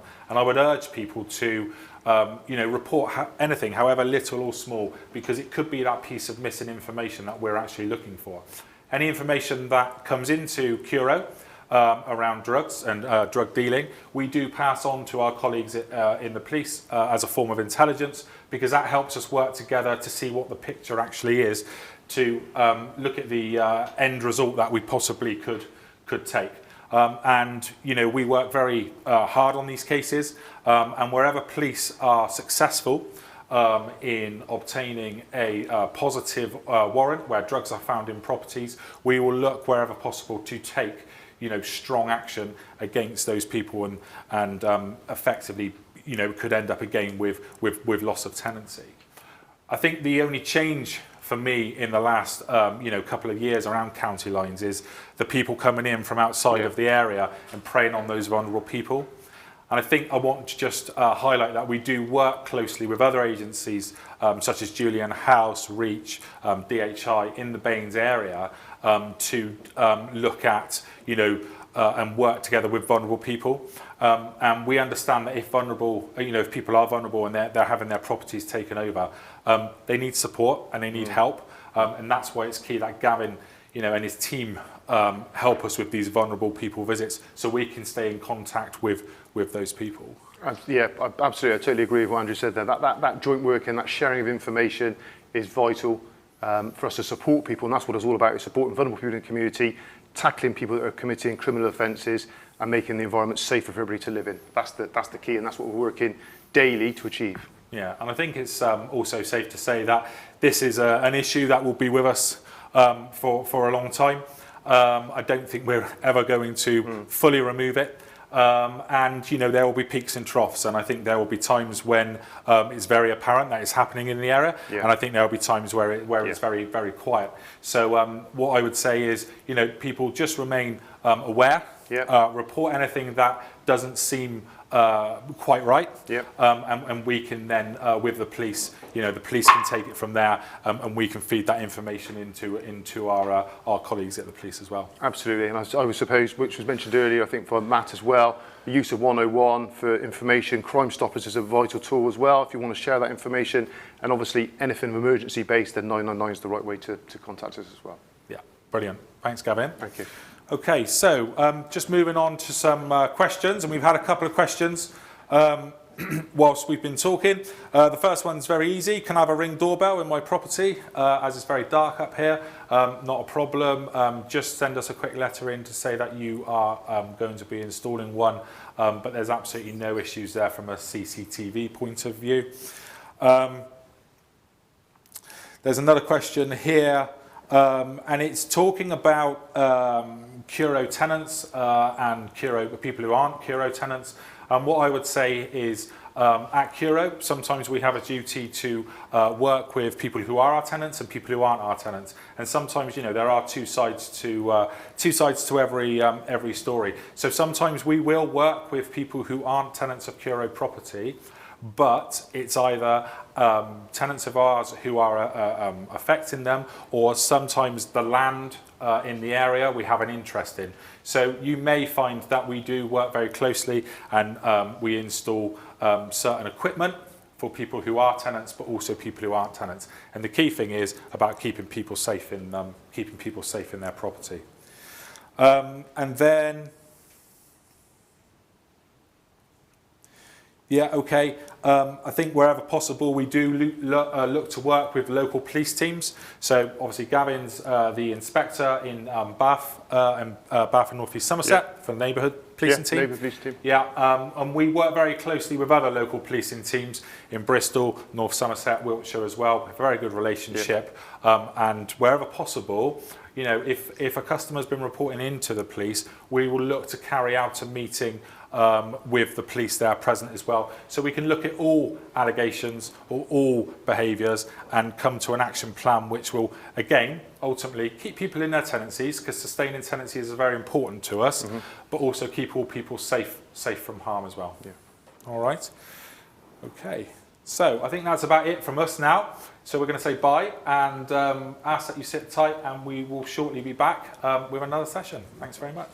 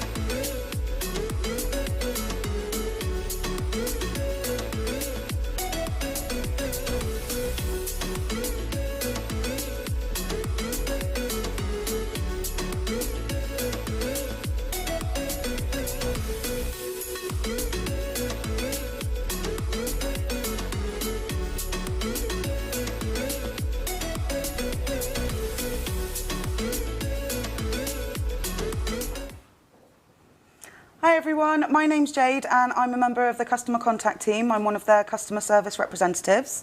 And my name's Lisa, I'm the digital promotions project manager. So we work in the customer contact team, but we refer to it a lot as the CCT, so you'll probably hear that through that session a lot, just in case. We wanted to talk to you today about how you can interact with us digitally. So we're going to have a few videos coming up and some interactive polls for you to get interactive with us as well. Before we start though, we wanted to tell you about a fantastic competition we've got running during this session and the following session. All you have to do is be registered with My Curo and VoiceBox to be in with a chance to win an iPad and £250 worth of vouchers. Don't worry though if you're not registered yet, because we're going to keep this competition open for a couple of weeks. All you have to do is put your name in the comments box by the end of the resident engagement session, which is coming up next, and we'll enter you into a draw and we'll look to pick the winner on Monday the 12th of October. Fantastic prize, so everybody get commenting and make sure that you enter. So what we do in the CCT, there is, I believe, 53 members of us, including our managers, and we're basically your first point of contact. So I'm sure many of you watching now have probably spoken to me on the phone. This is some of us behind me, obviously not all of us. So yeah, I've probably spoken to you on the phone, via email and live chat and things like that. But the main thing we wanted to talk to you today was about our digital channels. We have over 600 contacts that come into Curo, into the contact team on a daily basis, which, as you can imagine, is a lot. The different ways that you can contact us is through live chat, Facebook, Twitter, My Curo, emails, text messages, WhatsApp, and of course, by calling us. Since we went into lockdown back in March, we understand it was a very, very trying time for all of you. And it was a bit of a difficult one for us because so many of us had to learn to work remotely and work from home. As you can see by the graph behind me, a lot of you contacted us digitally through the lockdown period and have continued to do so. So we would just like to say thank you for that, as it freed up so much of our time to be able to contact our more vulnerable tenants and give them a call and just check in with them. So that was fantastic. Thank you so much. And it was a really quite a difficult, I guess, shift for all of us really, because we all had to work remotely from home and learn to get used to having to speak to customers in our home environment and new processes in place. So it's really good to see actually on this graph that last year, you know, we've seen the call drop come down this year, and a lot of you get involved with us digitally more. And by liaising with us digitally as well, you're helping to free up our colleagues' times so that we can deal with a lot more of the urgent queries that come up on the phone. And during lockdown, obviously, there was quite a lot of urgent queries that came in. And last year alone, we answered over 140,737, to be precise, calls. So you can imagine that kept us quite busy. The most popular digital channel used by residents is still email. That's where you mainly still get in touch with us, and live chat is close behind. We receive around 300 emails a week and deal with over 250 chats with you over live chat every week as well. So our newest digital feature that we've got is WhatsApp, which is proving to be really, really popular. Since we launched in February, I believe we've had over 1,000 messages from our tenants, which has been fantastic. It's a really, really easy thing to use. You just create Curo as a contact by using our number 01225 366 000. Add it in a contact to your phone, go into WhatsApp and create a text message. And this way you can send us text messages and photos and videos, which have proved so helpful for our scheduling team. As if we've been receiving photos of the issues that you've been having with the repairs, sometimes we've been able to send them directly to tradesmen, and they've known straight away what it is, what they need, and sometimes they can pick that up before they even get to you. So using WhatsApp has proved really, really helpful. And it also frees up some more of our time to contact our vulnerable tenants, answer your inquiries and your emails, and speak to you more on live chat. So that has been brilliant for diagnosing it so that we can do more of the first-time fixes. Next, we're going to move to something a bit interactive, I think, aren't we? Yeah, I think we are going to do a poll now. We would just like to see, from a customer's point of view, how you would like for us to get in touch with you. So that could be by text, email, phone or letter. Just wondering if you would mind doing a quick vote on it. It could be for anything in regards to your complaints, your repairs, any sort of updates or anything like that you need. What is the best way for us to get in touch? If you could just do a quick little vote, that would be brilliant.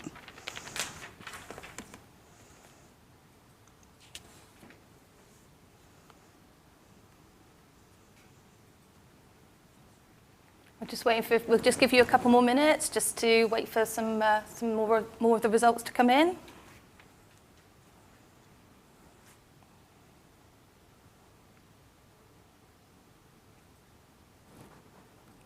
Okay, so I think what we'll do from here, we'll take some of these results now and we'll take them back to the team and we'll feed that into future plans of what we do and how we start communicating with you differently. Oh, we have had a couple of feedbacks that have just come in. A couple of you, it seems, prefer text or emails, which is fantastic. That's definitely something that we can take back to the team and put on board, that it's an easier solution for you if we text you or email you. So that's lovely. Thank you very much. Okay. Well, now we're going to move over to My Curo. I expect some of you, and well, hopefully a lot of you, have heard of My Curo. We launched the My Curo portal back in April last year, and since then it's steadily grown to, we've got nearly 6,000 of you nearly registered now. For those of you that tuning in that don't know much about My Curo, it's our secure customer portal where you can do many things for yourself, like raise a routine repair. But if it's an emergency, please do still call us. You can view your rent statements, you can make payments, you can reschedule your annual home safety check, you can raise a complaint with us, you can manage your details, and you can view things like your rent statements and your historical gas safety record. So there's a lot of things that you can do in My Curo for yourself. But to give you, and one of the main benefits, I guess, for My Curo is that you can do it, it's open 24/7. So if you work late or you've got kids and you need to put them to bed, or you're an early riser, you can go on at any time and make a payment or do the raise and repair at a time that suits you. In some recent survey that we did, we got some feedback from customers, and I'd like to just read some of those feedback to you. It's so easy to use and it's convenient as you can access My Curo at any time. It's easy to use. I just use the message facility to raise what I need, and I'm confident that it goes somewhere pretty quick to get dealt with. Saves time on the phone. It's convenient for all account things. Being able to book my own repair for a time when it suits me. My Curo seems to be a really good way for communicating with Curo out of normal working hours, and also a record of communication. For those of you that haven't seen My Curo and don't know what it looks like, we've put together a video for you which gives you a guide through all the different features and all the different pages of what you can do. So sit back and enjoy a video of My Curo.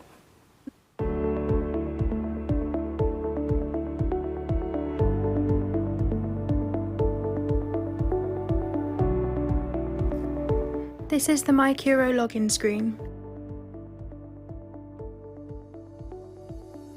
To log in, enter your email address and password and click the login button.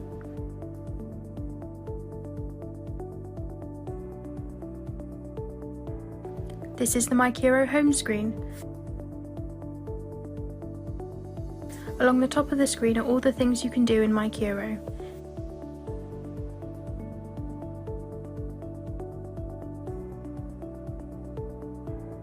Here you can see a summary of your accounts and their current balance. Click Show More to see more information.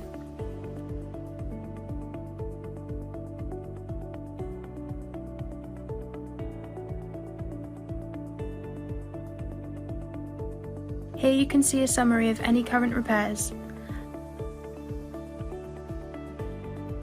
Let's go look at the Money page. The Money page shows all credits and debits from your account. More than one account? Click Show More to see them.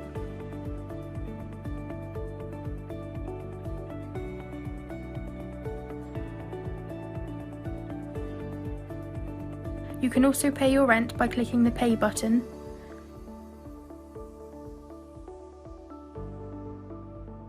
To see more information about any service charges on your account, and see your rent statements. Next, let's look at the repair screen.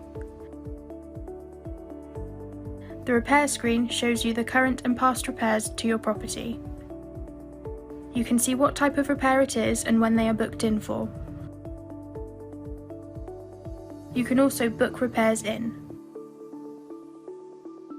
or change a booking. Next is the Home Safety screen. The Home Safety screen shows you all appointments for gas and electrical safety checks. You will be able to see what safety appointment is booked in and when it's booked in for. If you need to rebook a home safety check, just click here. You can also view your gas safety certificates and more information on our home safety checks here. Let's have a look at ASB cases. Here you will see any open ASB cases you have raised, and you can now raise them online. You can view and raise complaints as well. You can see any complaints you have raised and their status.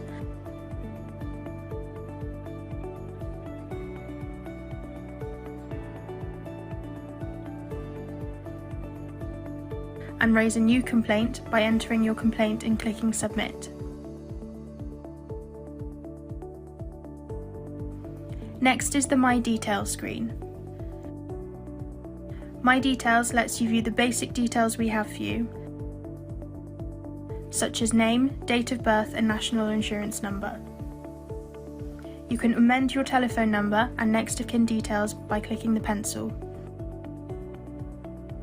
The last screen is the Contact screen. From here you can see the ways to contact us.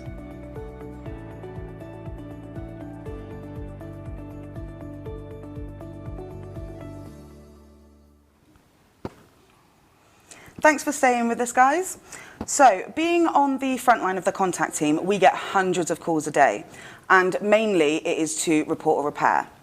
A lot of the time when we get these calls, we can see that you are already registered on My Curo. Now, of course, if they are emergency repairs, then absolutely you should be phoning them through to us just so that we can make them that our priority.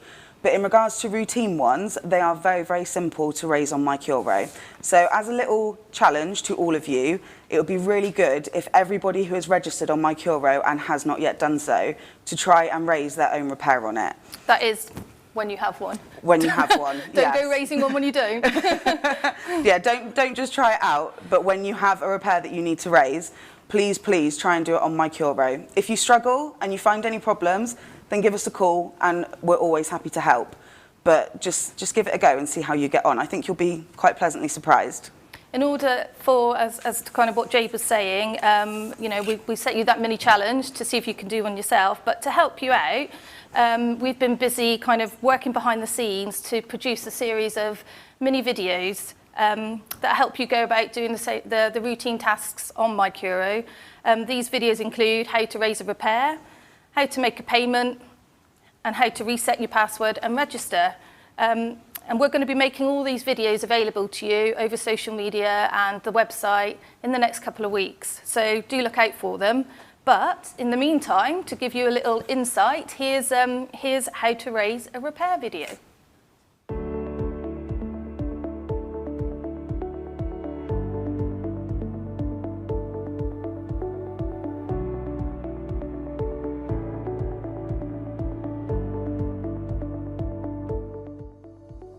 Booking a general repair is easy with My Curo. Once logged in, click on Repairs. Then click Book a Repair. From here you can see any important information we need you to read, as well as information about repair responsibility and any additional charges that may apply. Tick the box once you have read the information and click Next. Click the property you wish to raise the repair for and click Next.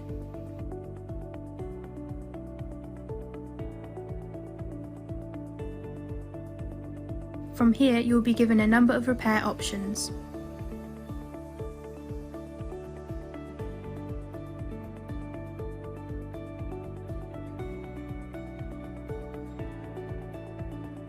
Select the option that suits your repair need.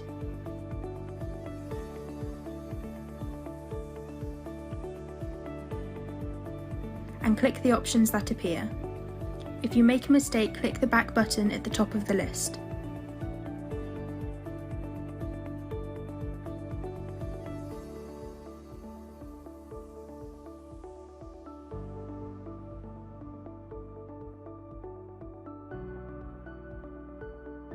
Click Confirm Selection. If you've made a mistake, click Start Again, otherwise click Next. Here you can give more information about the repair to our team.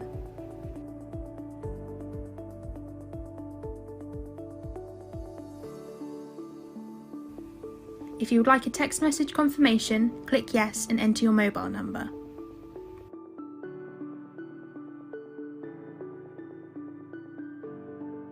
Right now, we are also asking you to complete some COVID-19 questions to keep you and our colleagues safe.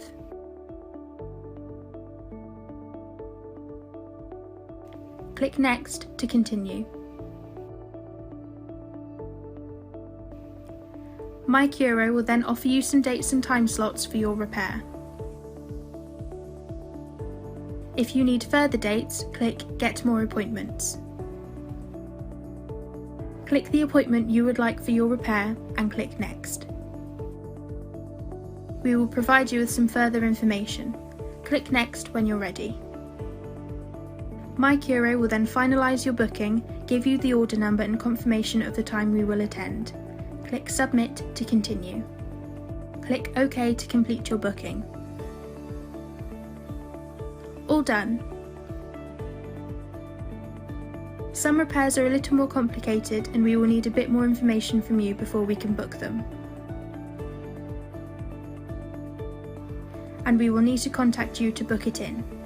Click Submit to continue. And confirm by clicking OK.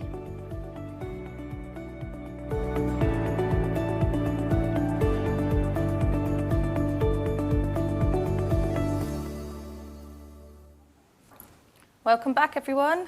Thanks for staying with us, and I hope you are finding the videos really interesting. Now it's time for you to get involved with us again. Over the course of this year, we've been working hard behind the scenes, launching a whole new series of new functionality into My Curo, from enhancing our repairs offerings to a new home safety, complaints and ASB pages, as you would have seen earlier in the video. We are also about to go live with another new piece of functionality, which is around home improvements, where you'll be able to see whether you've got, when your next kitchen or bathroom is due, and what visits we need to come and make to assess what's needed in your home. As well as that, we're currently reviewing how things on My Curo work for you. So we recently carried out some research, and big thanks to everyone that replied, because it really does help. And we are now taking on board all of that research and looking at it and looking at how we can now make the experience better for you, and make the journey more enjoyable and make that experience much richer. But that's all before we start working on any new functionality going forwards. But we did think that actually this might be a good chance to get your thoughts on what would be important to you to have available in My Curo for the future. So in a moment, popping up will be a list of 4 development features we are considering. Sorry about that, everyone. We'd like you to just do a vote on the one which would be of most interest to you. So coming up will be out of the votes we'd like you to choose from are to have all your Curo documentation on My Curo. So that would be anything from your rent statements to your tenancy documents. So in effect, anything or any queries that you would have around any of the paperwork or whatever, you could just log on to My Curo and you would be able to find any of the historic documentation. Having a community area, which would include things like map, caretaker information, and the ability to report fly tipping. Communal repairs, I'm expecting this one to be a bit popular because this does come up quite often. And having things like local information, so where are my local libraries, needing help with financial information or food banks. So we'll give you a couple minutes to find out which one's your favourite, or most important, we should say. We do get a lot of calls regarding, you know, sort of fly tipping and a lot of communal repairs that need doing. So I definitely think if we could have, you know, a couple new features like that on it, it would definitely benefit our tenants in regards to making sure that they can report it easy enough. Yeah, no, agree. Oh, yep, so we've got some response in, and the highest one, you were right, Lisa, is communal repairs. It doesn't surprise me. No, not at all. I think it's definitely something that would be amazing if it could be done. And that's good to get that feedback, because we actually, you know, that's obviously in our line of what we see as important to you. So it's good to just get that reassurance again as well from the vote that actually that's would become our #1 priority for you know, any new functionality. Any feedback that you can ever give us in regards to what would make your lives easier is something that we're always interested in hearing. So any feedback that you can get us, even in an email, is absolutely fantastic. We really do appreciate it. Thank you. So one of the things I did just want to touch on was that around a My Curo app. Now, we used to have an app before we moved to our customer portal, which is now a web-based portal, and our app no longer exists in its format. The main benefit as well of having the portal is that it has a lot more functionality, it's a lot richer, and it's a lot better experience for you to use when you go on.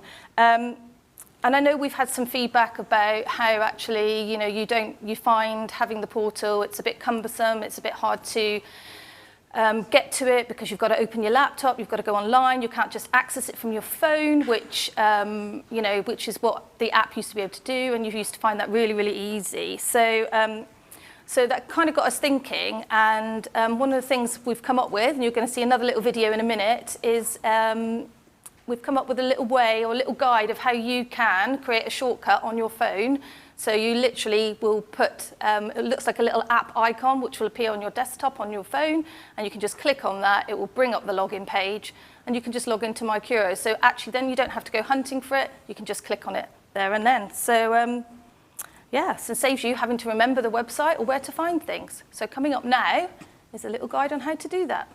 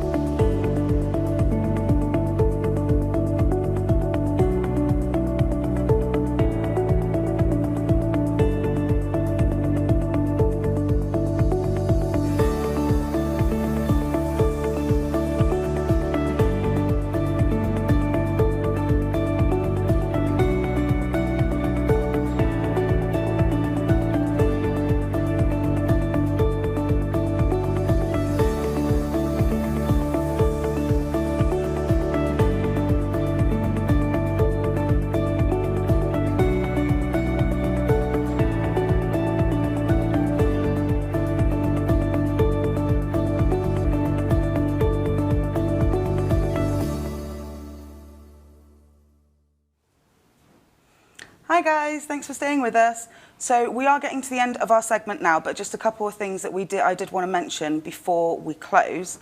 So in regards to Curo, we know that a lot of you have had some problems logging in over the past couple of weeks, and it was something that was brought to our attention, and we did speak to Lisa and her team regarding it. There was an issue and it was rectified, and since then the queries have gone down. So if you are having problems logging in, then please don't hesitate to get in touch. We have found sometimes that when it comes to resetting your password, it's literally a case of copy and paste it into the box, because sometimes all it takes is that one digit that you type in wrong and it's saying that it doesn't recognize you, or that it's, you know, logged you out or it's locked you out.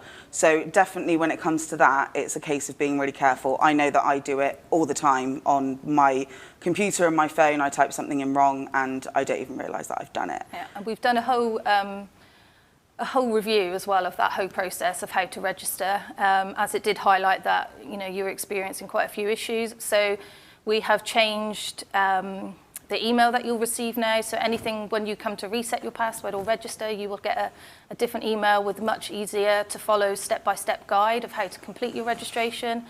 And also we've created easier to input validation codes or your temporary password that you'll see as well. So as Jade says, if you copy and paste that, it should be easy, but we have also made those easier as well. So if you did type them in, it shouldn't be such a problem. So yeah, definitely give Curo a go. I think you'll all be very pleasantly surprised. If you are anything like me, I'm one of those people that will lay in bed and all of a sudden I'll think, oh my goodness, did I pay that bill? And that is what Curo is perfect for, because you can log in really quickly and think, okay, rent's all up to date. If there is anything that's concerning you, you can send an inquiry to us then and there, and then it will get picked up the next day. So it really is such an amazing tool to have.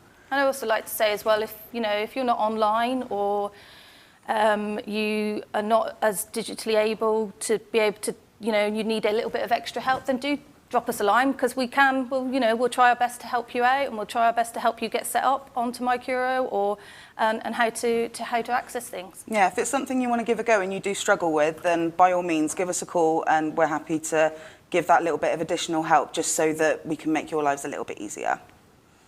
So as we are getting to the close, I do just want to mention again about our competition. We're about to hand off to the resident engagement team, but make sure you put your name in the comments box to enter that competition. All you have to do is make sure that you're registered to Curo and VoiceBox for a chance of winning an iPad and £250 worth of vouchers. I wish we could yeah. enter, don't you?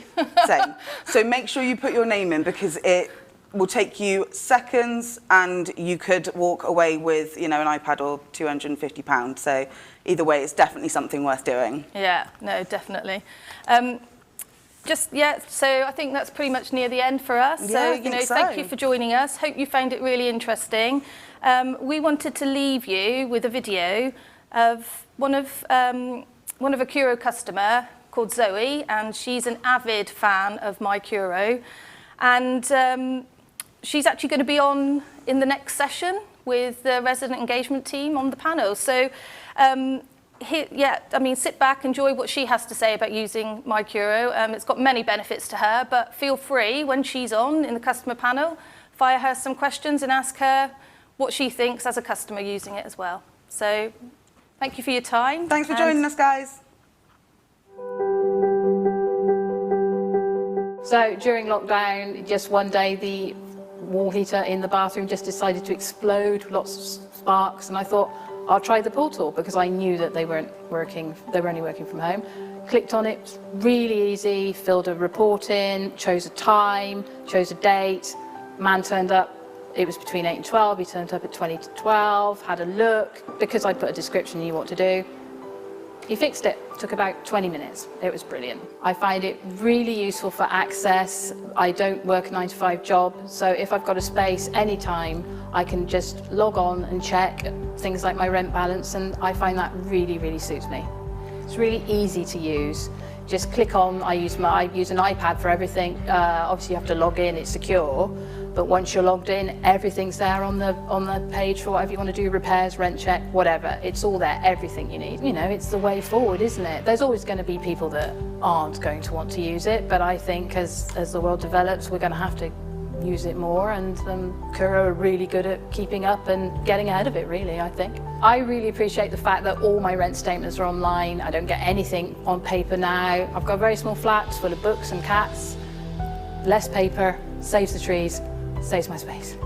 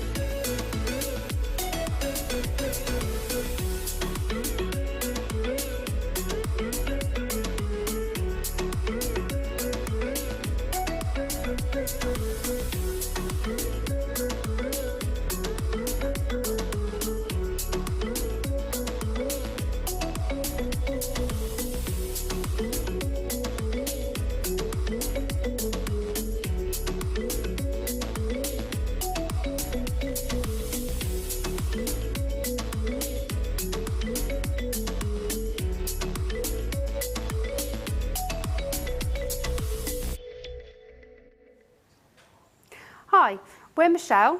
And I'm Vanessa. And we're from part of the resident engagement team here at Curo, and we're here to tell you a little bit how you can get involved with us. You may have noticed the famous face of Tom Box is not with us on screen today. He will be with us a little bit later as he's been busy running around helping all of the other teams get together and get it all right. We have a resident involvement framework here at Curo, which guides all of our work for Curo residents and communities. The diagram behind me illustrates how residents can get involved locally in the community where you live or directly with Curo. Each block represents how a customer can be involved. The higher up the pyramid, the more proactive a customer is asked to be, and also the time that needs to be involved.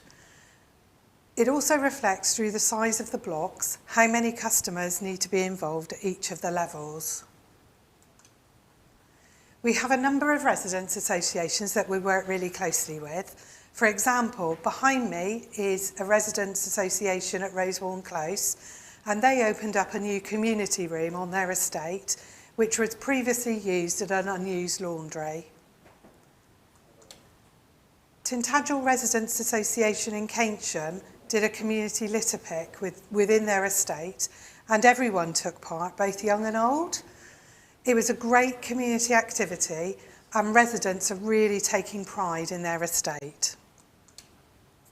Also, with Tintagel having won some funding and carrying out consultation within the community, we helped them install a couple of chalk teepees for the young children to use, and they have absolute great fun in putting all their comments and notes on the teepees, and beautiful drawings as well. Our Curo colleagues have also carried out some work and did a fantastic day of action in Balance Street recently, where they weeded and tidied up across the estate. They did this in partnership with the Caretakers programme, all socially distanced, of course. Of course, as you can see, there's me with dark hair. Having a residents' association enables the community to have their say in the area, to be able to discuss issues that are really important to them, and also to give a sense of community spirit. We are always available and open to help you start up your own community and residents' association if you don't already have one in your area. Do get in touch with the resident engagement team if this is something that you would like to do, and if it's something that your community is interested in. You can see behind me, we've got a number of really great ways to get involved with us here at Curo. I'm going to talk about a few. I can't do all of them. They're on the list behind me.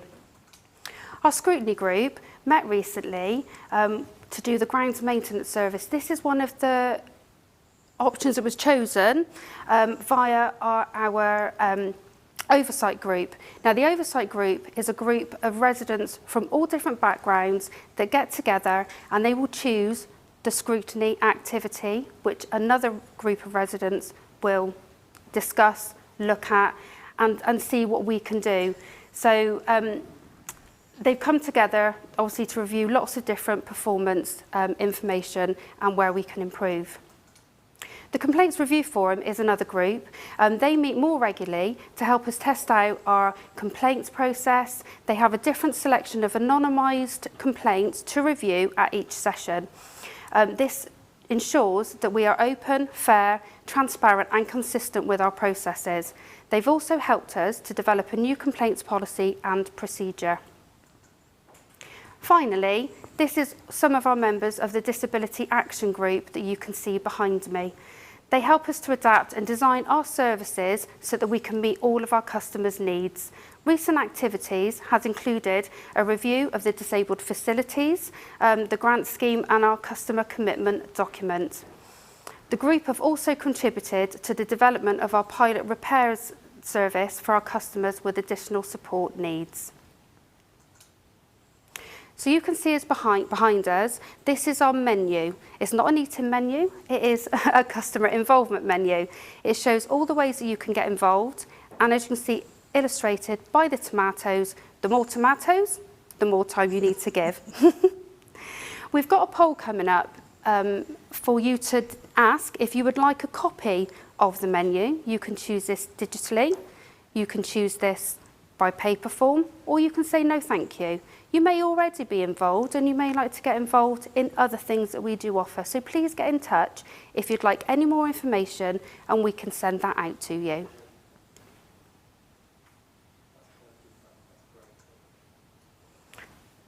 So that poll should be up now. Like I said, if you just want to click yes, paper, yes, digital, we can send that on over. And just to say that we've got plenty of capacity, haven't we, Michelle, to have more residents involved. So if you want to have your say and take part in all of our activities, then do join up. Join VoiceBox, which Tom will be talking about later, but also have a look at the menu and see the different ways that you can get involved. That's it. It may just be, please give me some more information. Then it might not be for you. But if you would like to get involved, the more people we have involved, the more feedback we can get, the different views we can get back, and that can help us design our structure of how we can move forward as a business. Vanessa's going to leave us now, and Tom's going to come on, and we're going to have a quick chat about VoiceBox.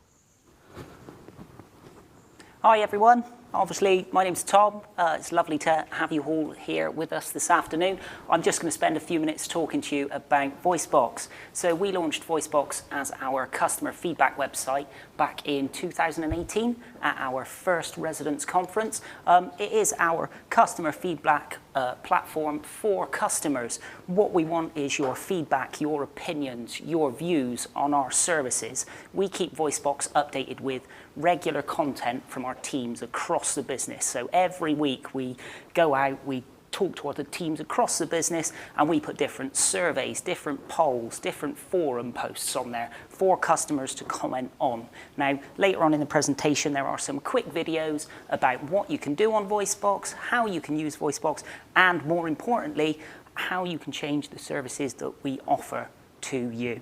I've got a quick poll in a minute which will talk to you about if you're interested in VoiceBox, do you want us to send us some more details? We will talk you through all the surveys, all the forum posts and smartboards in some of the videos later on in our session. And we've got a customer panel with engaged customers, Rowan and Zoe. They are going to talk to you about what it's like to be involved with us. So I'll quickly move on. Here are some videos. Oh, sorry. Here are some videos about how to download the VoiceBox app and how to log in on VoiceBox.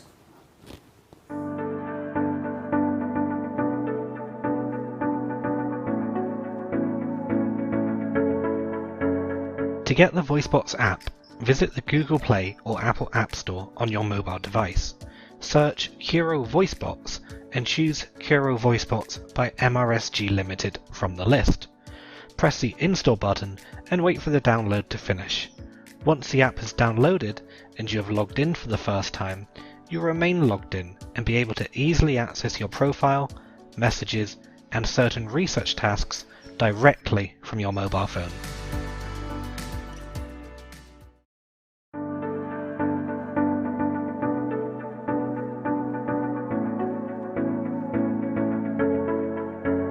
Signing up to the Curo VoiceBots is really simple.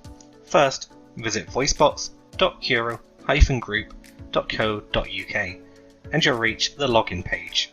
From here, click the link to register underneath the login button. Now, you'll just need to fill out a few details. We'll need your first and last name, as well as your email address to ensure we can contact you with feedback opportunities. Then, choose a username to keep you anonymous on the site, and finally, a password. Accept the terms and conditions, and then press the Join Now button.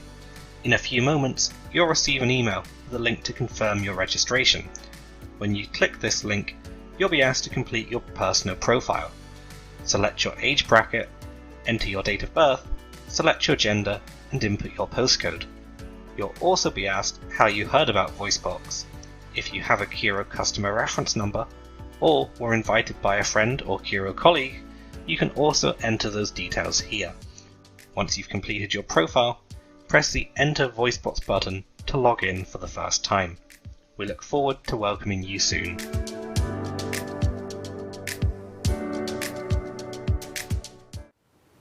Hi, so there's just some quick videos about VoiceBox. As you can see the slide behind me, we do like to pick out some winners every month on VoiceBox. Points, everything on VoiceBox, all of the activities, all of the topics, all of the activities that you can use are linked to points. And what do points make? Prizes. Thank you. I'm sure all the audience just shouted prizes as well at their screens. Points mean prizes. So if you do a survey on VoiceBox, you get 200 points. If you complete a smartboard, you get 50 points for each comment that you make. If you complete a forum post, you get 25 points for each post that you make. Every time you like someone's post or someone's like yours post, points get added onto your VoiceBox account. What we do every month, at random, we pick a prize winner that wins £100 of Love to Shops vouchers just through getting involved on VoiceBox. Now, every 3 months, we pick a quarterly winner. That is the most engaged customer on VoiceBox, the one with the biggest points total in a 3-month period. They win £250 worth of Love to Shop vouchers just through getting involved with us. Now, here are a few pictures of just some of the prize winners through VoiceBox. As you'll see, I'm in a lot of prize winning photos. Do like to have me photo taken. You do like to have do a like photo, to be on the Facebook page and the Twitter page, and obviously being here today as well is quite special. Obviously, the point of VoiceBox is we want to get your feedback. We want to listen to your opinions. We want you to help shape the services that we do. That is why the resident engagement team is here. We are here to listen to you, here for you to get involved, and for us to shape the services that we provide to you. So I've got a quick poll coming up for you about VoiceBox. Now, if you'd like to get involved with VoiceBox, if you want to hear more about it, if you want to hear how to join, you'll see a quick poll coming up now, just in front of you. It should say, having briefly heard about VoiceBox and some of the competitions, would you now like to join VoiceBox? Give us a quick yes, maybe, or no. And you should see that poll appearing just in front of you now. I'll give you a few more seconds to get your answers in. Obviously, we've had a number of customers join us on VoiceBox over the 2 years it's been live. We are now just up over 1,200 customers on VoiceBox. We'd always like more. We'd love to hear your opinions. Please share them with us. Me, Michelle and Vanessa, we do our best to answer every post that goes on VoiceBox. We will get back to you and we will close the loop on any customer bits you raise with us. I know, Michelle, you do enjoy manning the inbox. I do. I'm always on the inbox, Tom. Always on the inbox. I know, and we do have lots of fun with that. So I'm going to end the poll now, and I'm going to jump onto our next slide. So just quickly, we've got some videos on what you can do on VoiceBox, including using the smartboards, using forum pages, and just a little bit more about how to use VoiceBox. Thanks for joining us.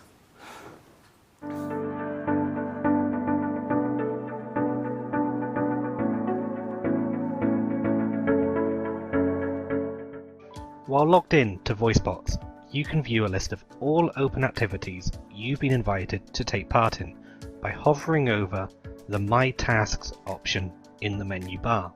From here, click the name of any activity to get started. You can also view recent news, read member blogs, access the forum, invite friends, and see frequently asked questions by clicking the links in this navigation menu. If you click on the Your Profile button in the top right, you can see an overview of your activity and points, as well as a list of tasks you've been invited to take part in. Any forum threads, blog posts, and public messages you are following can also be accessed here. To return to the home page, simply click on the Home button in the main navigation menu.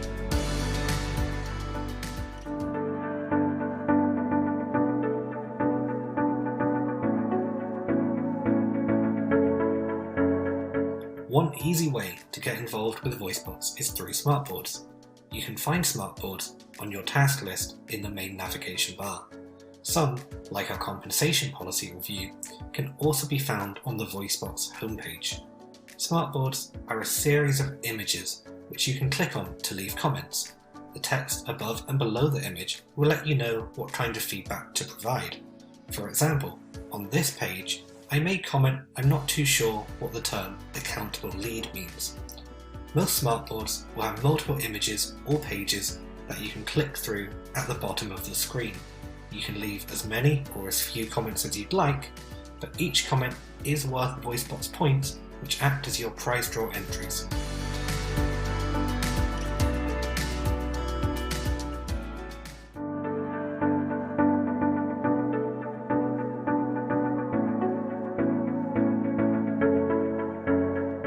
The VoiceBots forum is a great way to get involved in current conversations and chat with your fellow residents. The forum can be accessed from the main navigation bar or the forum link on the homepage. The forum is organised into topics and threads. In the Your Neighbourhood topic, for example, we can see a number of conversations to take part in. This thread explores the possibility of setting up a neighbourhood watch. Here, you can read through previous replies, and at the end of the thread, you can type your own reply that includes emojis, photos, videos, and links. You can also subscribe to receive email updates when a new comment is added. If there's something new you'd like to tell us about or discuss, you can add a new thread. Just give it a name, type out the first message, and hit the post button. We hope you'll join us on the forum soon.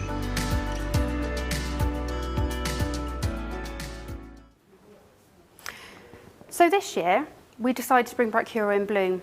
It's a competition that we last ran in 2015, and the thought behind it was, during lockdown, what have people been doing a lot of? They've been doing a lot of their gardening. So we decided to launch it again, and we've had some fantastic entries. You can see some of them behind me. There's not enough room for all of the wonderful pictures of the beautiful gardens and flowers and just displays that we've had come in. It's been absolutely fantastic. The winners of this will be getting announced later on in the show. So I just wanted to show you this, say get involved for next year, you know, get your seeds ordered, get your plants done. It would be lovely. It's been such a joy to see all of these fabulous entries coming in by these dedicated people making their gardens and their communities look absolutely fantastic. Obviously there's prizes again for the winners, and like I said, they will be announced later on. This is just one of the many competitions that we hold on VoiceBox throughout the year. Now don't worry, if you didn't win this time, if you didn't enter this time, there is always next year. But please get involved in some of our other competitions that we have running throughout. Yep. And just a quick reminder about the competition that was mentioned in the previous session. So in the comments section, please leave your name. What you'll need to do is join VoiceBox or join My Curo anytime between now and the 12th of October for a chance to win that iPad and £250. All right, thank you. Now I'm going to leave the screen. I'm going to leave Tom to it. He's got a customer panel up next. It's been a joy speaking to you today, and I look forward to hearing more from you on VoiceBox. Thank you. Thank you very much, Michelle. As Michelle just mentioned, we are going to be joined very, very shortly by two of our engaged customers. I will let them introduce themselves when they are on screen. We've had some questions come in for the panel of customers, so I've got those here in front of me. What we're going to do is have some little introductions from the customers, and there they are. How are you today? All right? Fine, thank you. Lovely to hear from you. Could I get you both to introduce yourself to the audience whilst we're here? So I'll start with you, Rowan. Yeah, so I'm Rowan. I'm the chair of the Residents Association in Snow Hill. So we've been set up for over a year now. Okay, thank you. Thank you, Rowan. And yourself, Zoe? I'm Zoe. I rent a one-bedroom flat from Curo in a purpose-built block of about 17 flats. I checked earlier and I've been a tenant for 13 years. Wow, 13. I know. That's a long Yeah. time. That's a long time. Well, the first thing I've got to say is thank you very much for joining me this afternoon. This is a new way for us to be delivering the conference. So it's very odd not to have customers here and be having tea and biscuits with them. It's a lot for us to get used to in terms of a digital format, but it's nice to be able to connect with customers and still be able to keep everyone safe all at the same time. So I've got a few questions here that we're just going to run through quickly for the audience at home. I'll go to you first, Rowan, with this one. So what has been the benefit to you personally of being involved with Curo? So we have done loads really in the community. So we set up the Residents Association a year ago. And since then, we've done loads of things like litter picking, planting wildflowers, tree planting, getting Curo to do the stuff that all the residents want done. Okay. Okay. How have those meetings gone on? Are they monthly? Are they weekly? How often do you meet as a group? So we have monthly meetings, and we were doing them in person. We're now on Zoom. Okay. How are you finding the digital meetings? Not as many residents want to get involved online, I think. Okay. Okay. So are you looking forward to going back to face when possible? Very much so. Okay. Okay. Well, same question to you, Zoe. So what's been the benefit to you personally of being involved with Curo? I think just as I've got older, I've become more opinionated. So I joined VoiceBox, and through that, you just sent me an invitation, and I came to the February scrutiny activity meeting on repairs at the Maltings. Yes. And met Rowan, and that was really interesting. And then, of course, lockdown. So since then, we've gone to Zoom, which I found really interesting. So we did one on COVID-19 guidance. Yes. And now we're midway through complaints. Yeah. And I just wanted to get more involved, really. You know, I have opinions I like to share. Okay. Tell me some of the positives and negatives of being engaged with us. What's been the real highlight for you? I just think being listened to. You know, you have to play your part. If you've got issues, then you know you need to share them. I feel we are listened to. I've seen it reflected in some of the things you've done, and also I think I mentioned at the last meeting, I found it's helped I'm not part of a residents association, we're only a small block, but one of my neighbours was having some issues, and because I'd seen a video on Twitter explaining what somebody could do, what Curo could do to help, I told her, and she got in contact. So I think it's been really useful. Did that get the problem resolved for your neighbour? Well, it was a rent issue, and I think it's ongoing, but she sought the help, and apparently she's sleeping better, so, you know. That's the main thing. That's exactly what we want to hear, is people not being afraid to get in touch with us, and at the end of the day, people feeling better after they've spoken with us. So what do you want, and I'll fire this one back at you, Zoe, first. What do you hope your community would gain from being involved with us? I know you've just given us that really good example with your neighbour, but is there anything else that we could be doing? I think you listen. Sorry, that was... Yes, that's all right. That's all right. I think there's different channels. As I think I've said several times, there's some people that aren't going to want to get involved. They just want to live their lives. And there's other people that maybe won't get involved digitally. So I think it's always good. I know at the moment you can't just walk into Maltings because of COVID, but I think you're always going to need different points of contact for people to get engaged. I think people need to know that you're there and that you're listening, and it can make a difference. Magic, thank you. Same question to you, Rowan. What do you hope your community will gain from being involved with us? Or what more do you think they'll gain? Yeah, so the same as what Zoe said. But I think one of the things that a lot of residents have said is that they don't think that Curo is going to do anything. So I think if they get involved, they can see what does go on and what Curo are doing. Okay. What examples have you got where we've delivered stuff on the estate for you? I don't want to put you on the spot too much. So we've got a lift in Berkeley House, which is the big tower block in Snow Hill, that had lots of issues with people being in it and being just gross, basically. Okay. So that's recently been upgraded, and we've got new lifts, and they look amazing. So that's brilliant. Lovely to hear, and I assume they're still being looked after? Yeah, I have some issues with them still. Good. Much better. Well, we had Mike and the team on earlier today. Well, it feels like a bit earlier today. It was actually a very long time ago. But Mike and the team and the estate operatives, and I understand they're coming out to your estate in the near future. Is that right? Yeah. Looking forward to that? Yeah, looking forward to that? Good. So, bearing that in mind, where are we still falling short in our efforts to involve customers? I'll ask that to you, Rowan, first. Where do you think we're falling short, and what more do you think we could do? I think that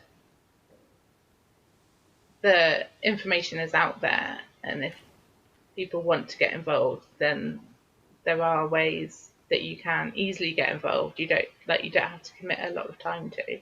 Yeah. Some people just don't want to, I think, but that's fine. But yeah. Okay. Yeah, I think he'll do pretty well on the whole. Okay. Zoe, same question to you. In terms of us falling short in our efforts to involve customers, could you think of anything else we could do?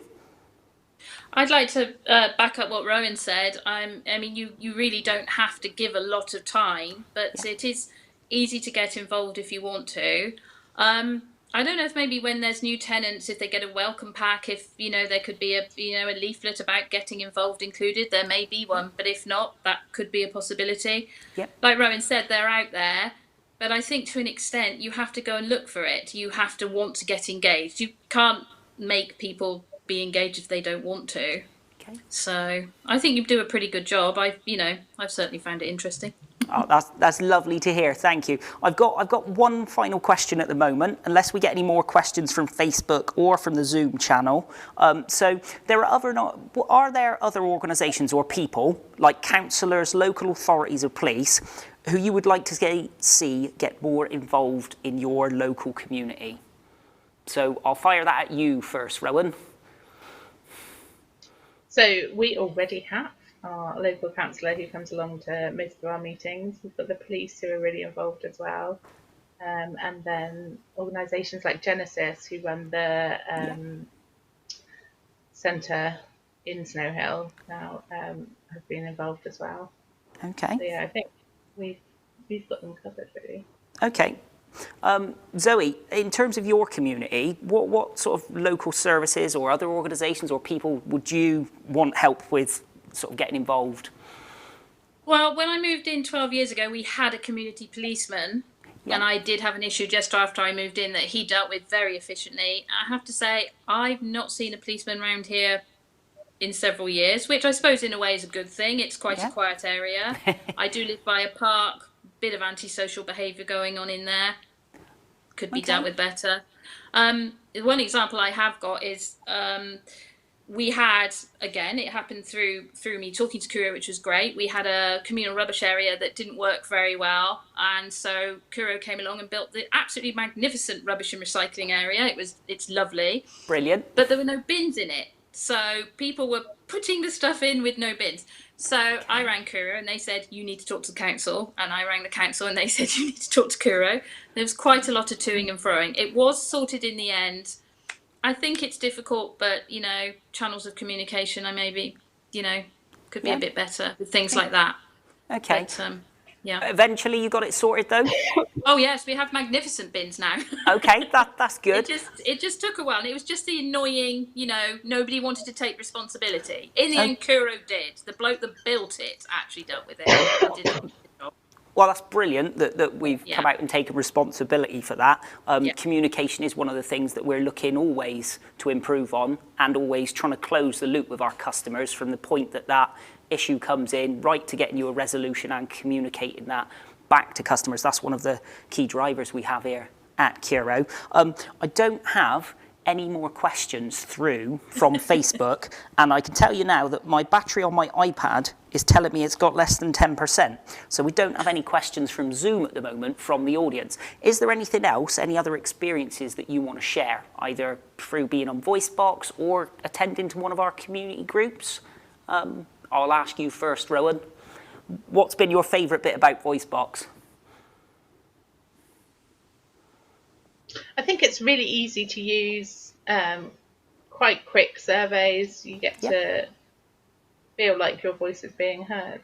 Okay, magic, lovely to hear. Zoe, same to you? Yeah, I really enjoyed the survey. So I did the one on choosing the new kitchen designs. Yes, My friend Ella, who's also on the scrutiny activity, you know Ella. Yes, I know Ella. She's had her kitchen done, and she proudly showed me the photos. I was like, I chose that design.